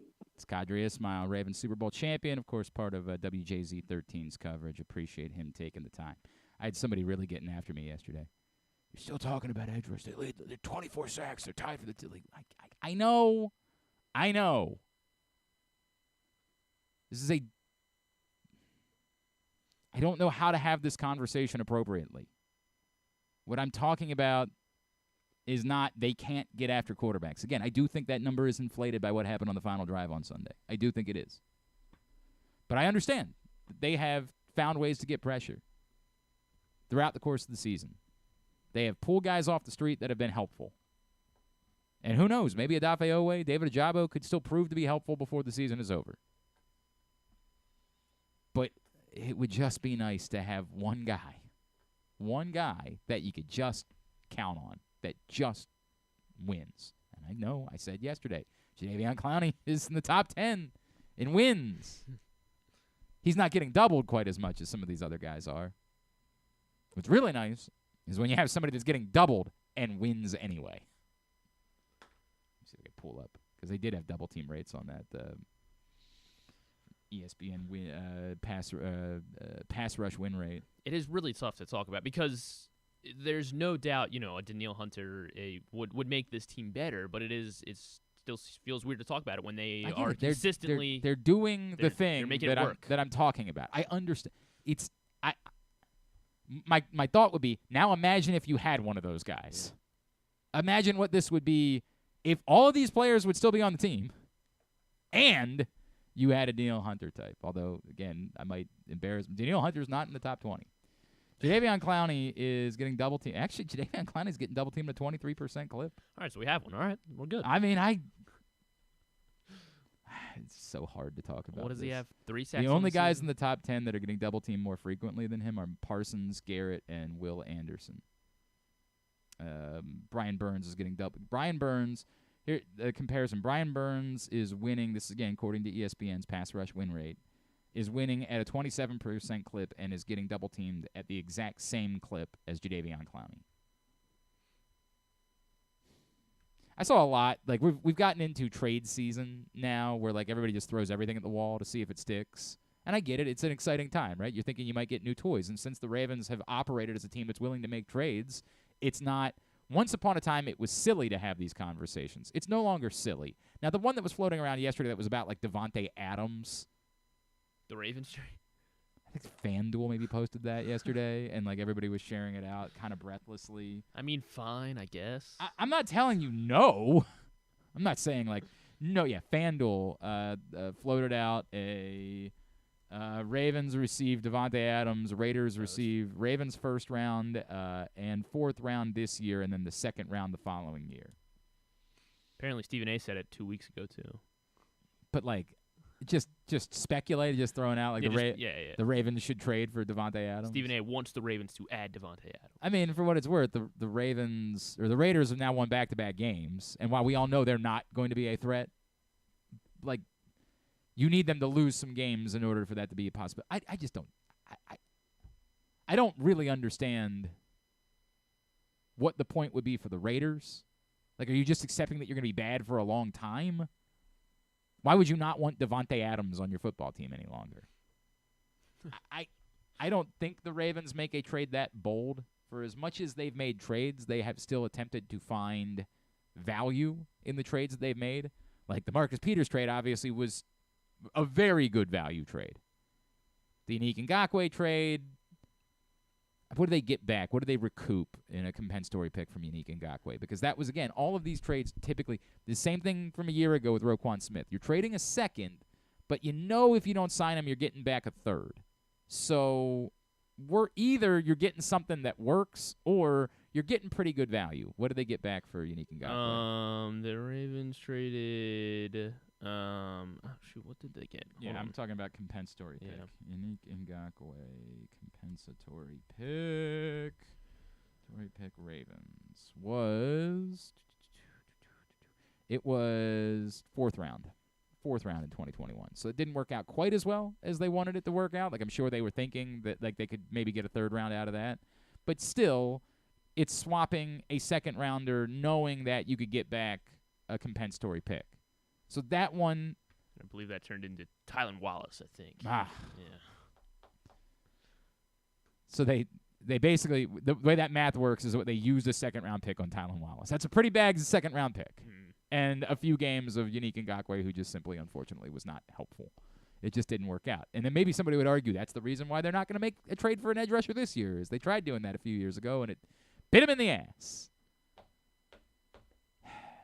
How often I will never in my life understand the Unique Ngakoue thing.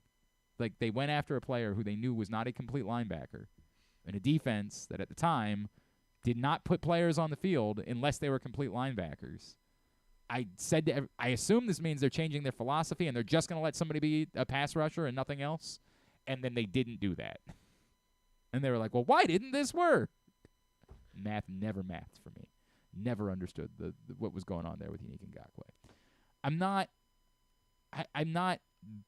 saying the Ravens can't win the Super Bowl unless. That's not what I'm saying. And I've seen other arguments that have been made like, hey, if there really was a position that the Ravens should try to upgrade, perhaps it would make more sense for it to be guard, right? With all due respect to John Simpson, they could probably do better. And when we talk about the issues they've had in their run game, maybe that's a way that they could go about improving the run game and getting the run game going to make the offense a bit more dynamic. I'll never be opposed to adding more playmakers. I just don't think it's a bad thing to have playmakers, but I don't see a team that's made the investment they've made at the wide receiver position chasing any further. Like, Devontae Adams to me that's a non-starter. But if there was a different player that was out there that was available at a lesser price, I say it's a non-starter. I'm certainly not. Like, if the Raiders called, I'm not like, no! But I just don't. For the other guy on the other side of the What, Hunter Renfrow? No. I mean, on the other side of the ball, Max Crosby. Oh, you're still obsessed with Max Crosby. Look, man, it's the same conversation that I would have. I'm totally interested. Just don't think that makes sense for them to do. I think that would be kind of nuts. But what do I know? Exactly. All right. Yeah, it's a great point. What do I know? Look, man, I like the fact that trade season is a thing now in the NFL. I'm a big fan of that because it's exciting. We had it in baseball for years, and we never really had a trade season in football, and now it's like real, and we get to talk about these things, and they could happen, and it's worthy of the conversation, and we can't just dismiss it. So I'm basically willing to listen on just about anything. Today's show brought to you by your local Toyota dealer and buyatoyota.com. The Toyota Tacoma comes in a range of models and trim lines, so you can choose the perfect Tacoma to reflect your unique personality and driving habits. Check out buyatoyota.com for deals on new Tacomas from your local Toyota dealer today. Everybody was hurt, and now everybody else is hurt. The hell are you finding help? We'll preview Waiver-Wire Wednesday with PressBox's Joe Serpico next. It's Glenn Clark Radio.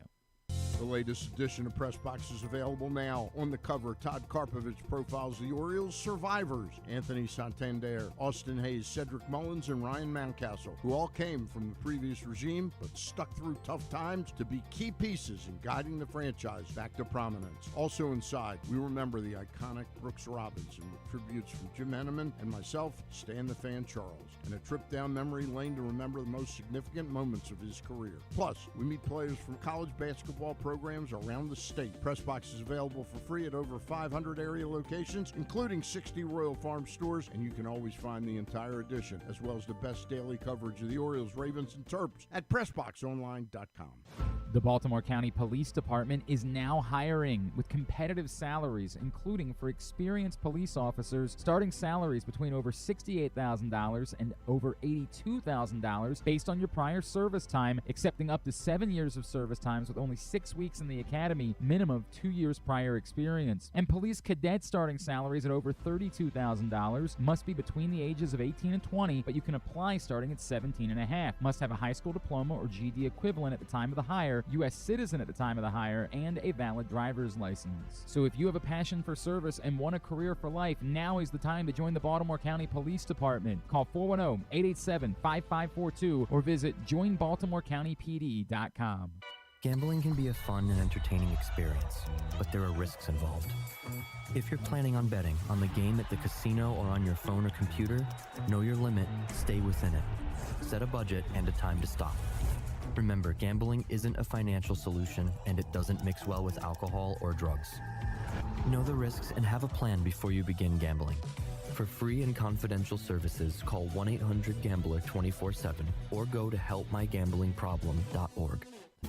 Visit Harford County this fall. Celebrate Arts Across Harford September 15th through the 30th with dance, theater, music, and visual arts. September 29th through October 1st is the largest Italian festival in Maryland, featuring entertainment, cooking demonstrations, a bocce tournament, and family fun. If you're headed to the Maryland 5-Star, stay and play in Harford County. While you're there, enjoy the scenic views atop the King and Queen seats and experience pumpkin patches, corn mazes, and fall brews along their Harford Libation Trail. For more info, head to visitharford.com. Maryland open.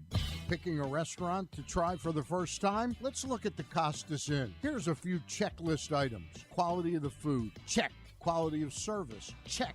Does restaurant have plenty of free parking? Check. And finally, does restaurant have delicious steamed crabs, crab cakes, crab soup, and specials galore? Check, check, check. Costas Inn, 4100 North Point Boulevard. They check all the boxes. 6 chicken tenders made from fresh, never frozen Royal Farms world-famous chicken, a family-sized order of Western fries, honey mustard dipping sauce, and a 2-liter bottle of Dr. Pepper. It's Royal Farms' new Tucker's Tenders Meal. It's Justin Tucker's favorite, and at only $19.99, it'll be your favorite meal, too. The new Tucker's Tenders Meal, available only at Royal Farms. Now you can kick back, relax, and eat like a champion. Real fresh, real fast, Royal Farms.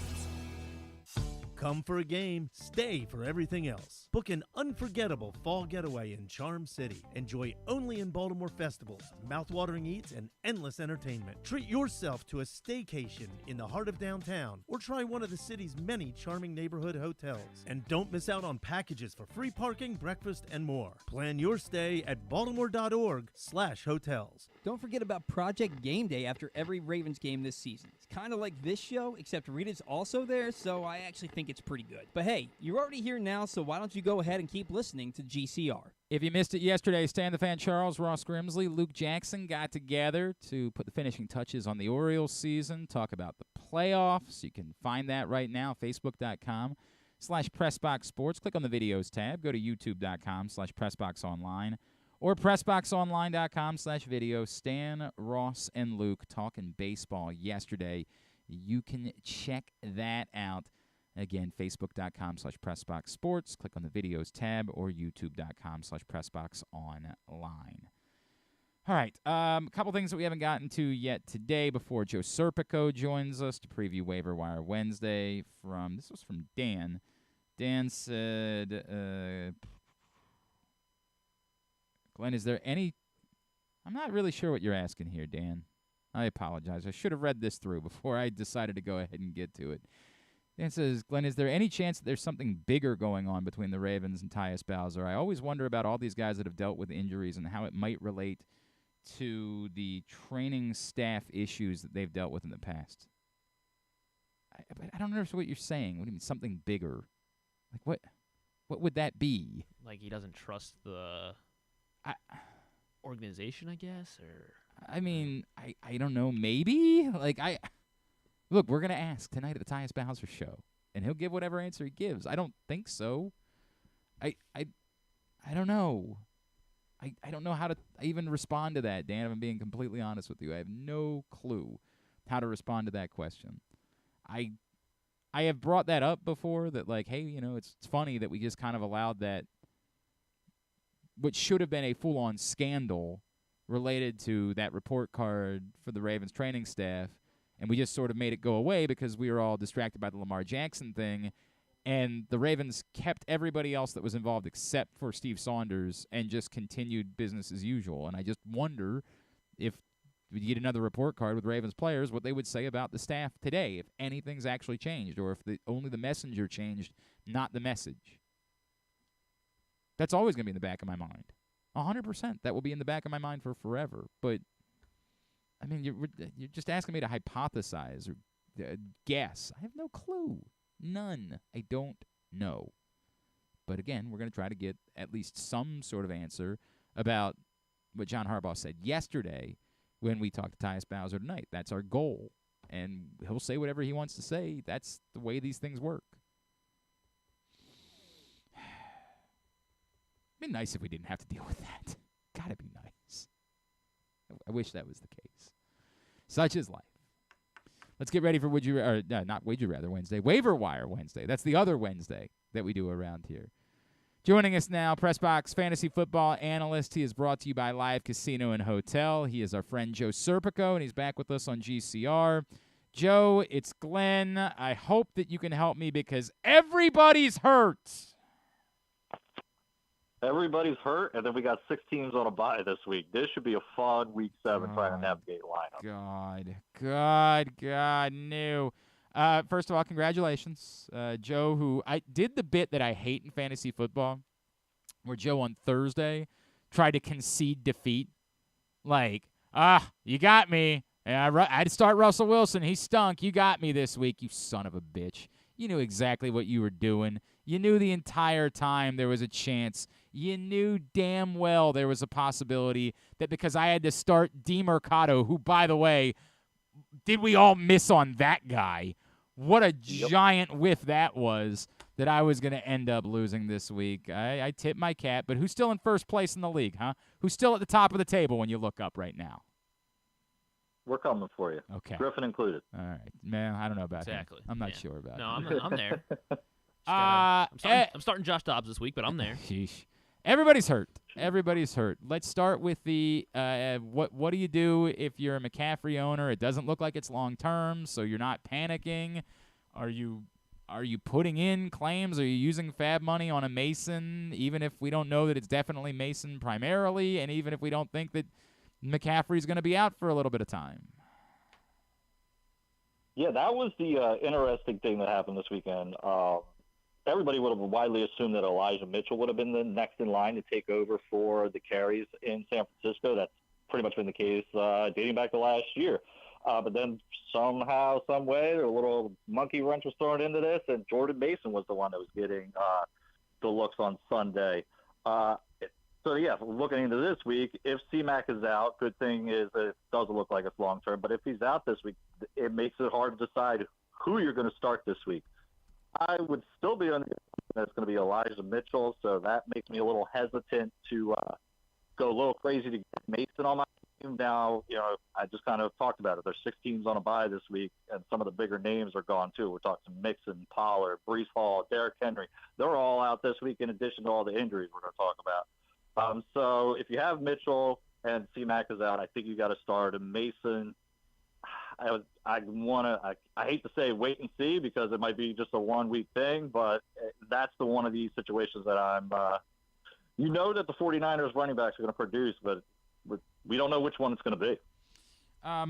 What about, say, the situation in L.A., right, where, again, it doesn't look like it's going to be long-term for Kyren Williams, but he's not going to play, and I don't even know what Zach Evans is. I don't know who that human being is. Am I actually putting in like a claim or spending fab money if I own Kyren Williams for Zach Evans, who, again, I had never heard of 3 days ago? Well, I am a Kyren Williams owner, and because of the injury to Ronnie Rivers as well, you almost have to put in something for Zach Evans again because we're just so light on running backs this week. I tried to look up to see who else was on the roster for the Rams, and it looks to be as Royce Freeman, but they have been using him primarily as a special teams player. So if one had to guess, it's going to be Zach Evans' show. You're 100% right. Is this a guy that we were thinking about starting maybe a couple of weeks ago? Absolutely not, but that's the name of the game of fantasy. Next man up, especially when it comes to running back position, and that is Evans in L.A. right now. But again, are you using fab money? Are you putting are Are you wasting top waiver claim priority on these guys when the injuries don't seem like they're going to be long term? If you're in my situation where you're a Kyren Williams owner, yes, I'd throw maybe a couple bucks here and there because I need somebody to start this week. If you're in a league, say you have a David Montgomery and a Kyren Williams and a C-Mac, that's totally possible. You need one of these guys that we're going to be talking about right now. So am I trying to get them on my team? Maybe like $2, $3. Obviously not trying to break the bank because we know the starters are coming. But because of, like I said, all these teams on bye and all these injuries, we're down to the bare minimum here. And yeah, if you need a Zach Evans, like kind of I do this week, I will be putting a waiver claim on. All right, so I'll give you an example. In a league where I have Kyren Williams, my options this week, like I'll obviously start Pacheco. I could start Roschon Johnson. I could start Jeff Wilson if he plays, but obviously there's an if he plays. I can start Jahmyr Gibbs, and I have no idea what's going on with Jahmyr Gibbs. So am I desperate? Do I feel like between Johnson and Gibbs there's going to be a good second option, so maybe don't go crazy on these guys that are only going to be like 1 week plays? I think Johnson would be the better play just because we now have got some clarity about Khalil Herbert. It looks like he's going to be out. Oh, I believe they put him on IR, so he's definitely going to be out for 4 games. I agree, but he's still a Chicago. Assume, he's still a Chicago Bear, Joe. That's like. Well, trust me, I get that too. But again, it just brings me back to what I've been saying. That there's only so much we've got to offer at running back, and then the injury to Justin Fields would assume that they're going to have to run the ball a lot more. So Johnson, if he's not, if he doesn't come back this week from the concussion, which I'm going to assume he will, maybe you're still playing the Deonta Foreman. Jahmyr Gibbs, it was a kind of a surprise to be inactive once again this week. We didn't even mention him yet, but Craig Reynolds. If Montgomery and Gibbs are out, there's another guy that you can kind of throw in there just because there's not much else to offer on the Lions roster. Jeff Serpico is with us here on GCR. You say the Lions, right? Like, I don't know what to make of this. This is going to go down as one of my biggest whiffs from before the season because I was bullish about Jahmyr Gibbs just about everywhere. What the hell is happening here? And you pointed out in your column this week, is Craig Reynolds like a thing?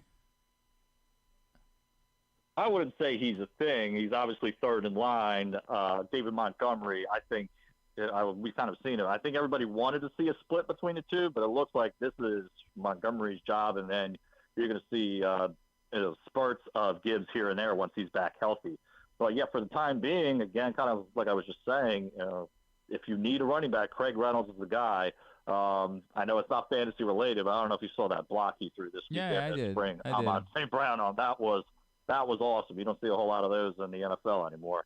But again, yeah, if you're truly desperate and you need a guy, Reynolds is an option. Now, my only concern being there is the Ravens' defense has historically been pretty good against the run, but again, we're kind of desperate this week. So Reynolds, Evans, Elijah Mitchell, even Keontae Ingram, we're really looking for any options this week. Keontae Ingram, really. I think they said they're going to play all of those guys. Yuck. I don't care about any of that. All right, the quarterback position. First of all, thanks for not letting me drop Anthony Richardson a week ago when I could have, you jerk. But I'm going to go ahead and do that now. The Fields injury, the Lawrence injury, where are we finding help at the quarterback position this week if we are desperate? If we are desperate, we talked about him a little bit before the season, or a couple of weeks ago, but this is true desperation. But I guess we're back to the case where you could start Sam Howell this week. That's how desperate we are. I would normally recommend, I like what I saw from Minshew in the sense of he threw 55 passes last week. You don't like the 3 interceptions. But then they've got the Browns this week. So that makes you not want to go with that route, at least for this week. Matthew Stafford is somehow still available for you, maybe. Jordan Love. Again, we got 6 teams on a bye. We've got a bunch of backup quarterbacks coming in, too, this week. It's a really rough week. We're talking to maybe, we're Geno Stone and Brock Purdy and not Geno Stone, of course, but top 12 options this week. Geno Smith is, yes. Geno Stone, I don't think we're going to start Geno Stone at quarterback. Yeah, I said, oh, boy, that's a bummer that Trevor Lawrence got hurt. Well, at least I have C.J. Stroud on a bye. Somebody right back to having to carry 3 quarterbacks this week if Trevor Lawrence can't go on Thursday night, although I'll, of course, wait that out until Thursday to see because I don't think any of the options – who are the other quarterbacks that I'd be looking at? My options in that league would be Jordan Love is available in that league. I guess. Solid. I guess. Yeah. So my quarterback options then would be between Daniel Jones, who I just dropped, or I guess Baker, Derek Carr. Those would be my options, but also Josh Dobbs, who I have rostered. Yeah, see, that just goes to tell you just how rough this week is going to be. Of all those you mentioned, I think, I kind of talked about a couple weeks ago, Dobbs, because he has the rushing upside. Right. If Daniel Jones plays, he obviously brings some rushing upside as well.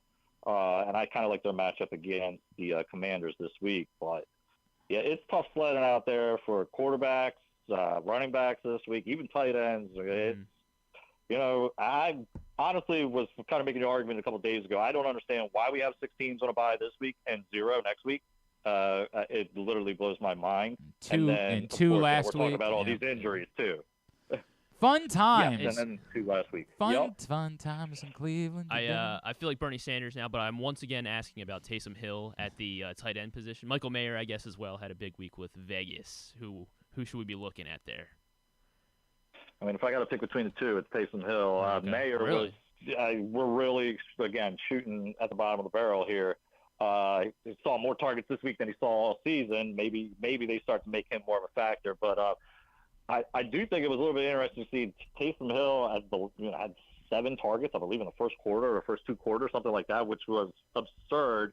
And we've kind of talked about it. He always brings that potential as a rusher, as a passer. So he'll have games where he booms. That's why sometimes he can be a cheat code, but then you will have those weeks where he's got 1 target and maybe 1 rush for 1 yard, and then you're wondering why you're going that route. But based on your options, if I have to pick between Hill and Mayer, Hill's got the higher upside, I would say. All right, let me cover a couple of big picture things. If Jeff Wilson plays, are you playing him, or is Mostert again solidified himself as being like the guy? I think Mostert's solidified himself as the guy. We've seen just how lightning quick is. I would temper my expectations on both of those guys this week because anytime you're going against the Eagles defense, I mentioned the Ravens rush defense for the Eagles is probably the best in the league, if not one of the top 3. But at the same time, I'm still, if you can get Jeff Wilson on your roster, absolutely do it. I'm not trusting him to start this week. There are some rumors about a return for Playoff Lenny. Is Playoff Lenny worth? I can't imagine a claim or fab money. I guess depending on your league, is he worth a stash if he's sitting around on Thursday? He was somebody I was stashing in the preseason, but I'm not necessarily stashing him right now. I need to see where he goes first. I saw he was rumored to go somewhere today, and then I believe it was Buffalo, and then for some reason that got nixed. So I'm not 100% sure what's going on there.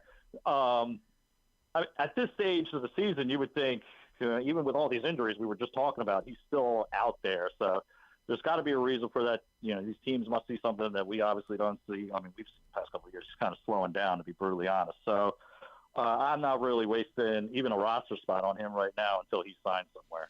Yeah, I hear you. I get it. In some places, people are wasting roster spots on a lot of interesting things. And so, I don't know, man. I think there could be worse ways to waste roster spots. And anybody else whose name should be on our radar, we should be even thinking about at this point? We didn't get to really talk a whole lot of receivers. I know we talked about Rashee Rice a little bit last week. He's the best receiver on that team, but I'm still not ready to trust any of those receivers on that team. Just about every receiver on that team is playing about 50% of the snaps, so there's nobody really taking on a lead role. Every week we're seeing Patrick Mahomes spread it out to 10 or more receivers. I want to say Rashee Rice is going to be the future at the position. Everybody wants them to find their next Tyreek Hill, and it could be Rashee Rice, but until we see an uptick in targets, that's not somebody I want to put him on my team, but I'm not ready to spend a whole lot of fab money on. I kind of in the same boat. Like I'm intrigued enough to like say, if he's sitting around on Thursday, I've got him in one league. He's been sitting on my bench, and there's like another league where I'm like, if he's sitting around on Thursday, maybe I grab him, but not today. Not today. Now that Keith Mitchell's healthy, how much longer should I, let him sit at the end of the bench until you realize this is just not a thing? Yes. 1 more week. To be really honest, I have a good buddy of mine. I was actually giving a hard time over the weekend because he was pretty much saying, "All right, it's Keaton Mitchell season," and I told him, I was like, "I don't see that happening, at least not this week.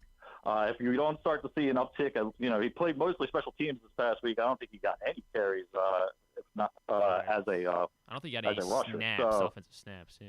So that's why, honestly, we live in Baltimore. So those kind of guys seem to be stashed a little bit more than they should be. I'm kind of giving up on that. And then, if for some reason he does, supplant Edwards and Hill, okay, maybe I'll get a fat money after that. But I still think in the long run, it's going to be the first two, and then Mitchell maybe sprinkled in 5-6 plays here or there. All right, Joe Serpico, at Joe Serp on Twitter is how you follow him. Of course, PressBoxOnline.com is where you see all of his stuff. Joe, may there be not quite as much desperation when we talk again next Tuesday. Thank you, as always, my friend. We'll talk then. Anytime, guys. Take care. Joe Serpico with us, courtesy of Live Casino and Hotel. Griffin, you want to tell everybody what's going on at Live Casino and Hotel? They have the second chance drawing right now over at the FanDuel Sportsbook at Live Casino and Hotel Maryland. Maybe luck wasn't on your side in a recent bet. Well, you can turn those losses into winning opportunities with the second chance to win promotion between now and January 4th, 2024. All Live Casino and Hotel Maryland Rewards members will be able to enter their losing bet slips into the second chance to win drum, and 2 nights a week, 20 different winners will be chosen. Prizes ranging from Live Casino and Hotel Maryland apparel, sports and social ultimate happy hour prizes, plus cash and free play worth up to $500. Drawings will be held every Thursday and Monday. That's at the FanDuel Sportsbook at Live Casino and Hotel Maryland. At Arundel Mills, must be 21. Please play responsibly. For help, visit mdgamblinghelp.org or call 1-800-GAMBLER. All right. This is a good – Craig says, Glenn, as far as your son's concerned, why don't you just use your neighbor in order to get around what coaching messages you want to give him? It's an interesting thought, right? Like I go back to my neighbor and I say, hey Charlie, do me a favor. Tell my son you want to go work with him. You just want to go roll the ball around or go shoot jumpers in the driveway. But what I really want you to work on is going to his left. Yeah, it would be a unique idea. I'm not opposed to it. I feel like, I don't know. This is so difficult because somebody would tell me, like, oh, if you don't push them, they're never going to go anywhere. But, like, I don't think they're really going to go anywhere to begin with. So, like, I don't know if like sports to me is still supposed to be just, like, having fun with their friends, and that's all that my 8-year-old in particular cares about. It's the only reason why he's doing it. So do I try to push that? Do I try to see? We were in the batting cages. We went they made me take him play putt-putt on Sunday. And then you say make you, but I mean, there was a lot of pressure involved. No, I would have really liked to sit around and watch football all day on Sunday. That would have been great. Maybe eat some chili. That would have been nice. I guess But we went out and we went all the way up to Churchville actually because they love that. They just love that course. Like they're obsessed with it. I'm like, dude, it's 40 minutes away. Not close. Already given up a lot of the day. So we go up and we play putt-putt. And then part of the reason I like going there is they like doing the batting cages afterwards. And I'm desperately trying to work with him. And I'm like, are you interested in this? I don't know how to have the conversation. I am really struggling. Like, I have some fear of fraudulence here. I'm like, I would like to try to help you in this process. Then I have some questions like, do you want to play baseball? Like, do you want to maybe not play lacrosse this spring? Are you more interested in baseball? Like, I just can't. I'm dealing with an 8-year-old. And at some point, somebody say, that's why you're supposed to be the parent. You step in and you tell them what they're doing. And I'm like, it's not that big of a deal to me because I don't think he's going to go pro. Well, yeah, not with this attitude. Yeah, thank you. It's very uncomfortable. I don't like this.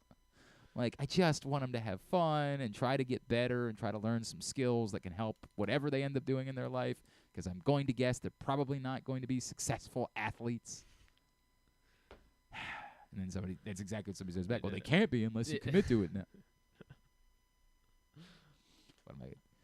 Imagine me shipping my 8-year-old off to Steve Johnson right now. Send him down to IMG. Steve, you deal with it. You try to figure it out here. Make him a baseball player. Good luck. See you in an hour. I don't know how that's going to go. I was just informed of who the guest is going to be for the Tyus Bowser show tonight. Wow. And we want to do I think we're going to wait until noon, so Gotcha. like closer to the end of the show, announce it. It's a biggie. It's a biggie. There's a guest of significance. Wow. Only one? Just the one, yeah. Okay. We had a whole. Okay.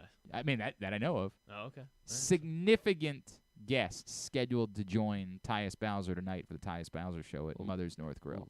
Lamar? It's biggie. Would you settle down over there? Right. Would you keep it in your pants? Speaking of which. Oh, wait, we do need to do that. We want to do that next? We'll take a break. We'll come back in. We'll adjust the Lamar meter. Lamometer. Very good. We'll do that next. Glenn Clark Radio. Why bet with the big boys this football season? Instead, try your hand with the local book, Superbook Sports, this fall. Superbook Sports is the book next door. Just a dedicated team of the best odds makers in Las Vegas, making sure you get the best prices and parlays anywhere. And now, Superbook will give you a bonus of up to $250 when you sign up and wager on the same day and use the promo code GlennClark23, GLENNCLARK23. So bet with the best and use the promo code GlennClark23 this football season with Superbook Sports. Visit superbook.com for terms and conditions. Gambling problem? Call 1-800-GAMBLER. What's up, everyone? It's Tyus Bowser, and I've had so much fun hanging out with Rita and putting up with Glenn the last couple years that I've decided to do it again. Season 3 of the Tyus Bowser Show is happening this year, as we'll be all over town, giving you the chance to get to know me and some of my teammates. As we talk football, life in general, and just say what needs to be said. You can find out more about the show by going to PressBoxOnline.com/Bowser. If you don't live in the area, you can watch the shows live on Facebook and YouTube. And if you miss one, you can listen Friday nights at 105.7 The Fan. So we'll see you all season long for the Tyus Bowser Show, a partnership of PressBox and Great Ace Memorabilia. The next Tyus Bowser Show is Tuesday, October 17th at Mother's North Grill in Timonium. It's brought to you by Superbook Sports and AJ Michaels, and if you or a loved one have a gambling problem, visit helpmygamblingproblem.org. Picking a restaurant to try for the first time? Let's look at the Costas Inn. Here's a few checklist items. Quality of the food? Check. Quality of service? Check. Does restaurant have plenty of free parking? Check. And finally, does restaurant have delicious steamed crabs, crab cakes, crab soup, and specials galore? Check, check, check. Costas Inn, 4100 North Point Boulevard. They check all the boxes.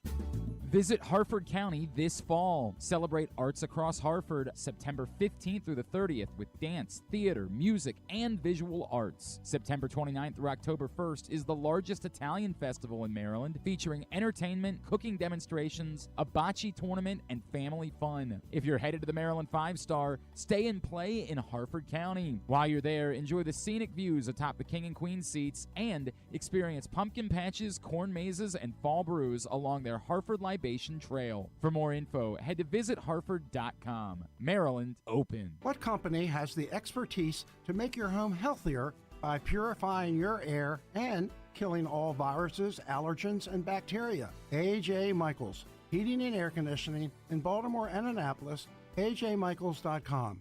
The Baltimore County Police Department is now hiring with competitive salaries, including for experienced police officers, starting salaries between over $68,000 and over $82,000 based on your prior service time, accepting up to 7 years of service times with only 6 weeks in the academy, minimum of 2 years prior experience. And police cadet starting salaries at over $32,000 must be between the ages of 18 and 20, but you can apply starting at 17 and a half. Must have a high school diploma or GED equivalent at the time of the hire, U.S. citizen at the time of the hire, and a valid driver's license. So if you have a passion for service and want a career for life, now is the time to join the Baltimore County Police Department. Call 410-887-5542 or visit joinbaltimorecountypd.com.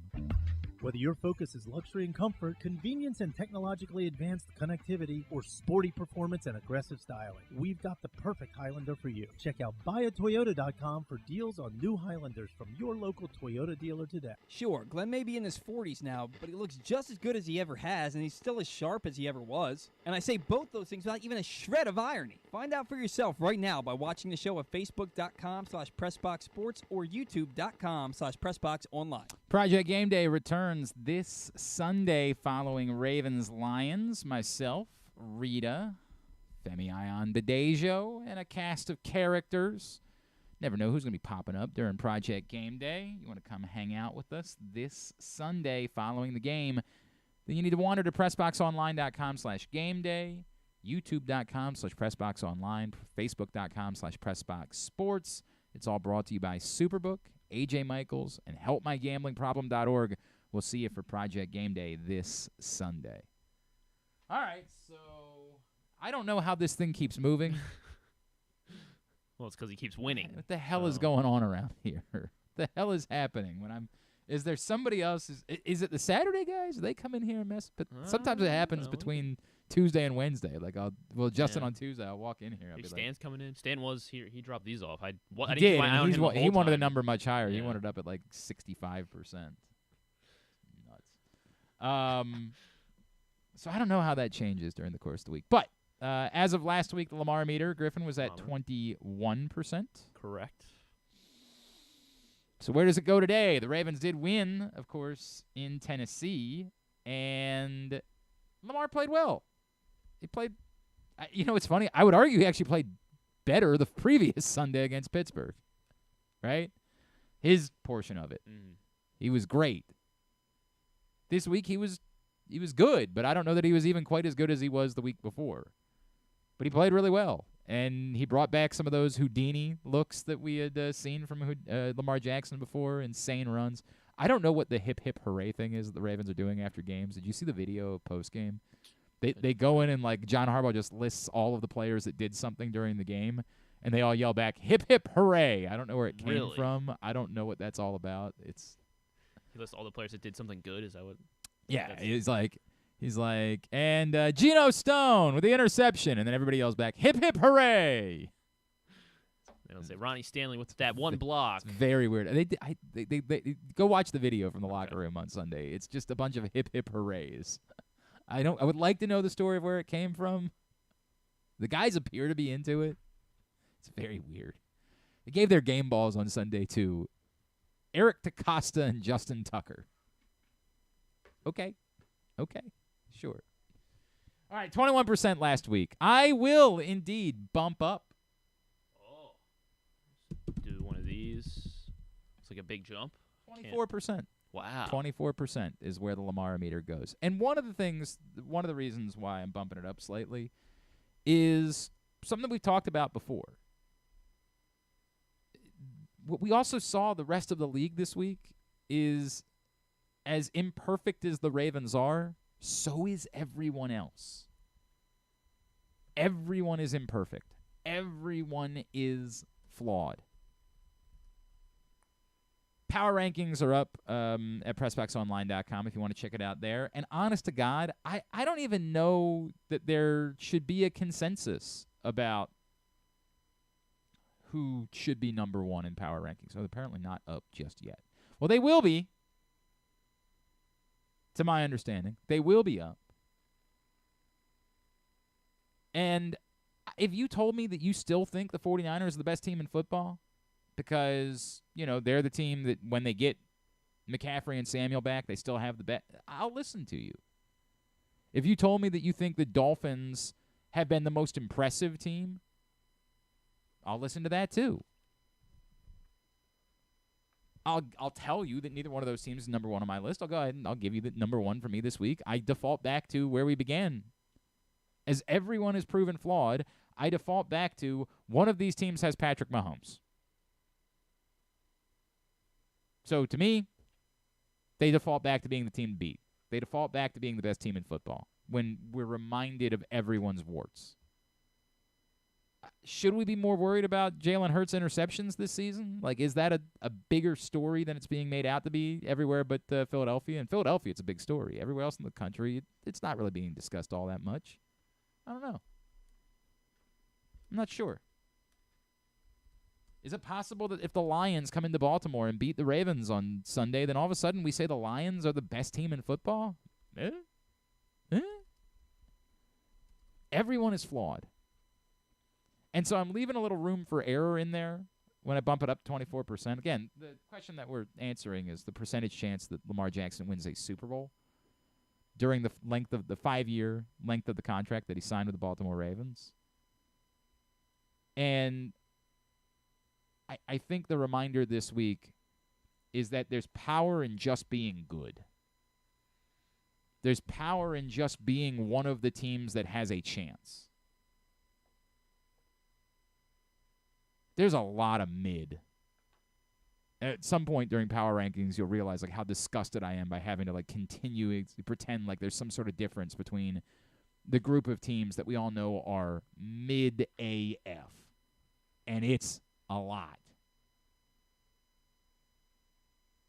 How do you separate the Raiders from the Commanders, from the Falcons, there is so much mid. Being one of the teams that's a little bit above mid, I can't tell you that there is a clear difference between however many teams there are. I can't tell you that between one and, let's say, the Bengals. Right now, I'd say it's 10. But again, I know there's danger in making tiers because you're going to be reminded next week that it's not. But at the moment, this week, I think there's 10 teams that are playing really good football and you feel really good about. If you wanted to extend it to include the Seahawks, I'd listen. I'm bullish about the Texans, but I still think it's extraordinary to say that they're in that group. But if you wanted to include maybe the Seahawks, I'd listen. 10 to me is about the cutoff. If I'd say if you're in that group, there's not a ton difference. I'll tell you that the Chiefs are my number 1 and the Bengals are my number 10. And can I say definitively that if those two teams played an AFC championship game this week that I know that the Chiefs would beat the Bengals? Not a chance in hell. I think if you're in that group, you deserve to have your number tick up a little bit. I don't know that there's a whole lot of difference between anybody in that group. Again, that can change. And, like say the Jaguars, they're very much, actually I would say they're very much like the Ravens, right? Like they're very flawed. You don't know why it is that they haven't been better than you think they, or as good as they think they should be. But I think in that group, those teams, just being in that group, gives you a better chance. So, yeah, I bumped it up to 24%. And the deeper we get into the season, the more somebody would say, boy, you haven't really moved that number much since the season began. Yeah, I haven't. I believe we opened at 20. Yeah, it's somewhere around there, we had right? a big spike to 65. Yeah, that was when I let Stan set the number. I feel like around the midway point of the season, we're officially a third of the way through the season. I feel like around the midway point of the season is the first opportunity for me to say, all right, there's real separation, and the teams that have a chance, like those 10 teams that really have a chance, they jump up more to like 30, 40%. We're not quite there yet. And since the Ravens haven't separated themselves at all, how would I move them? They're still sitting around 24. I like the Ravens more than I like other teams. But how do I like the Ravens more than I like any of these other teams? I can't tell you that I like the Ravens more than I like the Cowboys, and I have no faith in the Cowboys. But they're good. They're in the mix. The Bengals are in the mix. I'm not ready to put the Browns and the Steelers in the mix yet because ultimately I don't think the quarterback play is good enough. But they could get there. That to me is still the separator, right? Like the teams that are in that 10, you have at least a higher amount of faith in the quarterback. Somebody would say, and that's why I think you can extend Seattle, because somebody would say, if you have any faith in Dak Prescott, why don't you have faith in Geno Smith? I do think that Dak Prescott overall is a better quarterback than Geno Smith is, but I get it. It's not so significant that they separate themselves. It's why I continue to be more bullish about the Chargers than I am about teams that I bet. The Chargers are a sub-500 team. The Steelers are over 500. But the Chargers are going to be higher in power rankings this week than the Steelers are. Because at the end of the day, I'll always trust a team that has a quarterback ahead of a team that doesn't. Until that gets, like if the Steelers somehow with mid-quarterback play or worse end up being 8-2, well then I'll obviously have to, I'm not going to continue to put a Chargers team that's 4-6 or 3-7 above a Steelers team that's 8-2. But with the sample size still being small enough and the Steelers needing about 12 miracles to be over 500, I'm not going to overinflate the value of that when I know the quarterback play isn't good enough. To me, if you've got a quarterback and you've played well this season, you're in that top group. How do we factor in, since this is the life of Lamar's contract? Yeah, it's somebody would say, well, Geno Smith, won't. Right. Then, so yes, I would. If you asked me to do this math for other teams, I don't think that I would have the Seahawks above 20%. I think the Seahawks would be somewhere in the neighborhood of 17%, because I don't know who that quarterback would be that could end up getting there in the future.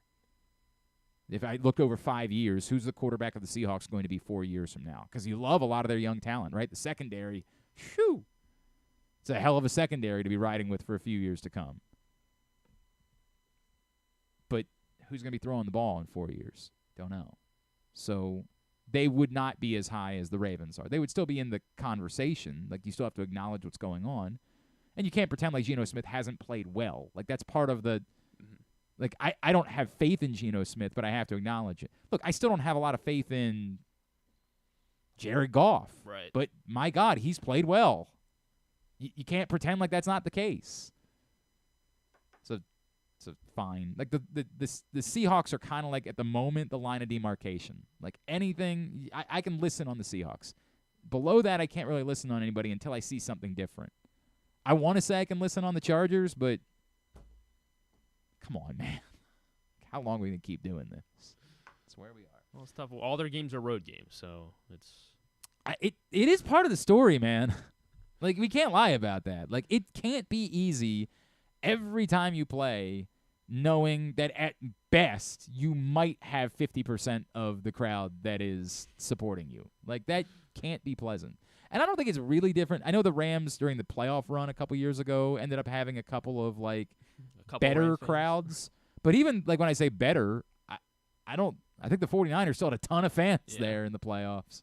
Like, I think even the better crowds are still, maybe 60-40 at best.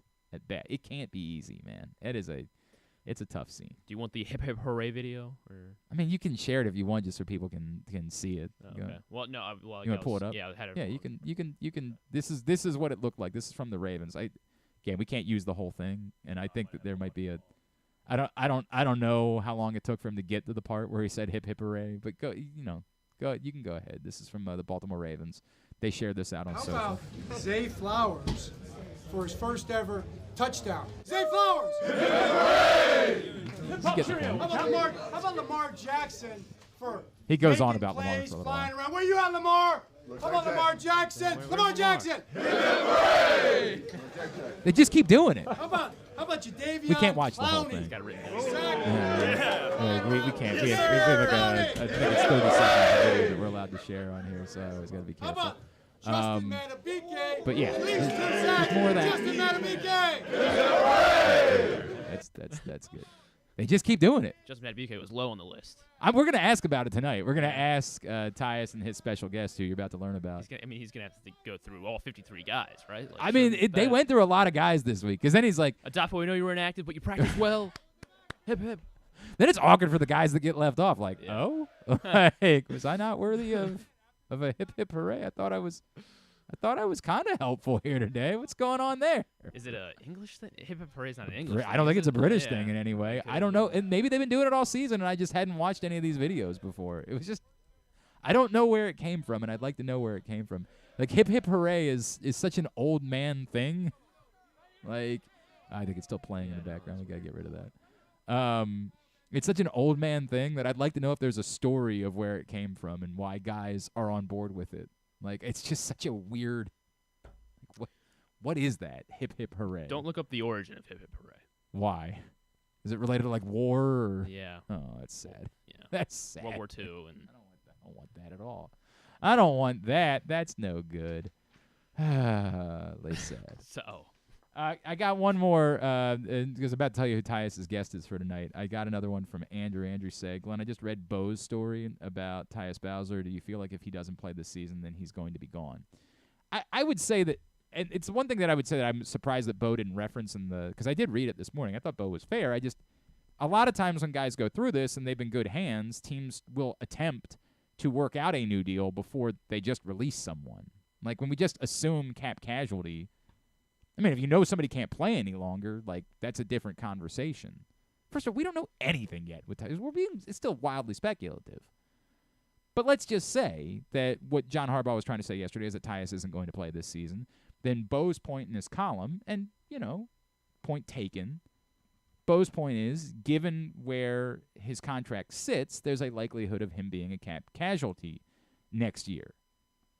It would be you could clear $5.5 million in cap space while you only have $2 million worth of dead money. That math works. But if someone's a good hand and you believe they can be healthy, like if the choice right now with Tyus and the Ravens is do you want to get the surgery, then, again, I don't know, and I have no idea. I'm being wildly speculative. But if that's what's going on, they might be working now to say, hey, look, we think you should get the surgery. Or maybe Tyus is saying, well, if I do that, then maybe you guys are just going to release me at the end of the year because I haven't played. So I don't like that. I'm going to try to grind it out and play. And that's where sometimes sides will come to the table and say, why don't we go ahead and rework that deal now so that you're not worried about it, you can do what's best, and we can move forward. And that's the only point that I would bring up about Bo's story is that when you say it seems unlikely he will at all, well, maybe. And by the contract that's put out there, I would see why he would say that. But it's interesting to me that, and I don't like criticizing Bo. Bo and I, I love Bo. But like this is when you like someone, when you think they're a good football player, they can be helpful, you tend to try to figure out a way to make that work. And maybe Tyus would say, well, I think that I could go to the open market. But to the point, having only played 9 games in 2 seasons, I don't know that it's time that he want to go to the open market. So it might very well be that if this is the case and Tyus is not going to play this season, then the sides could all come together and say, let's figure this out to make it work, to at least know that you're going to be here next year. Let's figure out that number. It's going to come down. That cap figure is going to be closer to that $2 million worth of dead cap space in order to make it work. But let's figure something out in order to make that be the case because you are a good hand. And if it's going to cost us $2 million worth of – I'll never understand this thought process. Why you would immediately go to release somebody if it's going to cost you $2 million worth of dead cap space anyway.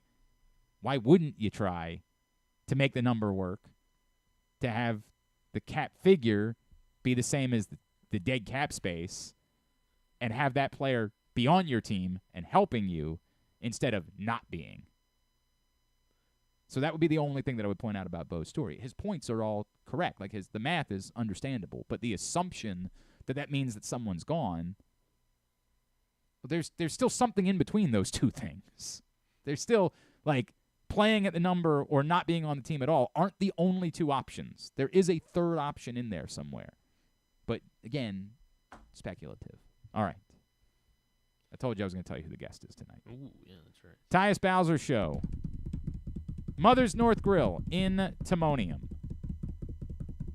7 o'clock. Brought to you by AJ Michaels, Superbook Sports, HelpMyGamblingProblem.org. Find out more, PressBoxOnline.com/Bowser. And joining Tyus Bowser tonight, the man who has the 10th best pass rush win rate in all of the NFL this season. Jadeveon Clowney will be Tyus Bowser's special guest tonight. You don't have to keep the drum roll going. I made the announcement. That's normally how these things work. Yes, Jadeveon Clowney will join Tyus Bowser tonight for the Tyus Bowser Show. So that should be a lot of fun. Looking forward to be my first opportunity to meet Jadeveon Clowney. We had joked a couple weeks ago, like, if I was the stunt man that I once was in this business, I should let Jadeveon Clowney recreate the hit. Ain't gonna happen. happen. Wear a helmet and it Ain't- pops off and everything. Ain't gonna happen. Not happening, dog. It ain't happening. No, it's definitely. Come on. Nope. It's not happening. It's not over yet. Not it's happening. Definitely Not. When I used to let John Jones come in the studio and kick my ass. Nope. Those days are done. I know. You can take a leg kick from Those John days. Jones. You can. Dude, I took everything from John Jones. Jesus. When is that fight, by the way? That's coming up, isn't yes, it? that is November. We haven't really been week. doing fighting words because the nature of Yeah. football. It's This just is a football big season. weekend. What? This is a big There weekend. is a pay-per-view this Yes. weekend. All right. Right. If you remind me on Thursday, we'll try to Right. do like a special. It's difficult in football season. Yeah. Everything gets harder, and then we had the Orioles were in the playoffs. There was a Yeah. lot going on around here. So maybe moving forward, we have time to bring back fighting words on Thursdays. Might depend on the. I was certainly not going to talk about whatever the crap Paul brother Yeah, fight. That I was mean, not going to happen. I wasn't planning on talking about that for what it's worth if we had time. last Gross. Thursday. Gross. Right. You got to remind me though. Yeah. You have to because we'll get lost in everything else that we're doing. So Yeah. you got to remind me if we're going to try to do fighting words this week. But Jadeveon Clowney joining us tonight for the Tyus Bowser Show. Looking forward to that. Should be an awful lot of fun. Where else would you want to be but at Mother's North Grill in Timonium for the Tyus Bowser Show tonight? All right, very good. Let's get a tidbit. Tidbit is brought to you today by Superbook. Again, the numbers moved. It's 3 now. The Ravens are favored by 3 at home against the Lions. If you're thinking, the Lions are really good, the Ravens are coming back from London, I don't know that number is going to be able to stay there. I feel like the action's going to start moving the Lions' way at some point during the week. Well, then go try to take advantage of it right now. Get to Superbook.com, download the Superbook app, use the code GlennClark23 when you sign up, and when you do, you will receive up to $250 in a same-day first bet match, win or lose. Superbook.com, download the Superbook app, use that code GlennClark23. What you got? So per NFL research, Raheem Mostert now has. Is it? I say Mostert. Is it? I don't know if it's Mostert or Mostert because To me, it's always been Mostert. So he has 11 touchdowns through 6 games. Let's get an official answer. That is the second most through 6 games it's the most since 2005 when this player scored 12 touchdowns through his first 6 games of the season. It's Mostert. It is Mostert? Yes. Okay. All right, cool. All right. Nice. Yeah. I win. Yeah. Go ahead. Keep going. Unless Unless he's changed it since then. Unless that was, Like Devon Achane. There are plenty of guys that Which was have. Achane?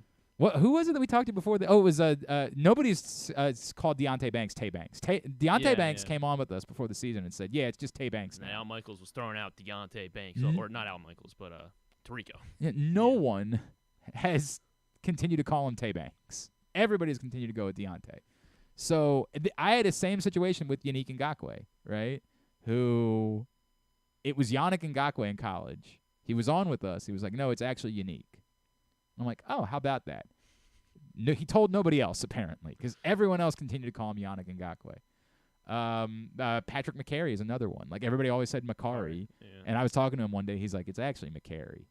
And I was like, oh, dude, let's get it right. You know what I mean? Like, let's get it right moving forward. And I continue to hear Macari all the time. Anyway, go ahead. So Mostert has 11 touchdowns this season through 6 games. Despite the fact that he wasn't always the primary back. Right. Since 2000, it's the most since 2005 when this eventual MVP had 12 touchdowns through their first. Was 05 Sean Alexander? It was Sean Alexander, so most touchdowns through 6 games since Sean Alexander. We talked about how kind of ugly this week was for football. Teams averaged this week 18.4 points per game, It which was is not an exciting weekend for Yes. up and down offense. And coming from Andrew Siciliano. Is the lowest since. Yeah, should I get you to guess what week and year? It's been 9 years. Okay. Well, actually, I'm surprised it was that reason. I was going to guess before that. Week 15 of 2014, when everyone averaged 18.2 points per game. Slow week in the NFL, and now Bryce Harper on his birthday hit a home run yesterday. He became the 4th player in postseason history. No. Joining. Where would I ever begin? Oh, it's so weird. I happen to know all of the baseball players who were born in October. 2 of them are active. 1 of them is not. Willie Aikens is a non-active player. Oh, well, that was actually going to be my first guess. It was? Oddly, was Willie Aikens. See, I knew you. The other 2, Colton Wong. Okay, sure. Has a home run on his birthday, and then this player is on the Diamondbacks and was playing opposite side. Bryce Harper to also hit a home run on his birthday in the playoffs. He is.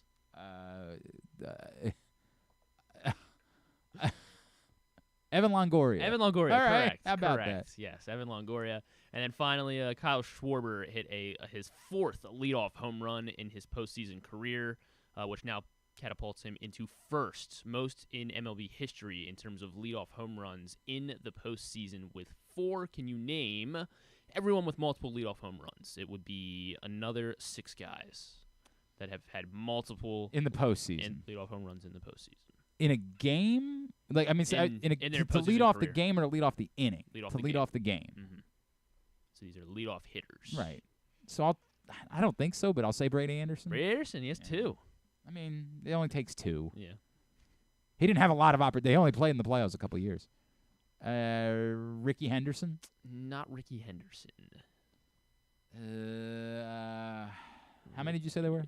Ricky did it once. 6 more. So there are 7 guys total. Kyle Schwarber has the most with multiple. Jimmy Rollins. Jimmy Rollins. He is tied for 2nd with 3. Rollins, Schwarber, Brady. Curtis Granderson. Curtis Granderson, only 1. Bum. Altuve. Altuve is not multiple times, if any. Where would Altuve be? I'm not seeing Altuve. So. How about Jeter? Jeter, he is tied with Jimmy Rollins, so 3. The problem with Jeter is he didn't know how much he actually let off. Like, he let off for some of his career, but he didn't always. So you got the top Apparently 3. He's on the list. Yes. Soriano? No, not Alfonso Soriano. How about?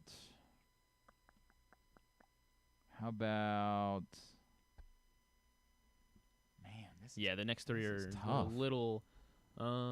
This is tough. They all played on this side of the millennium. Great.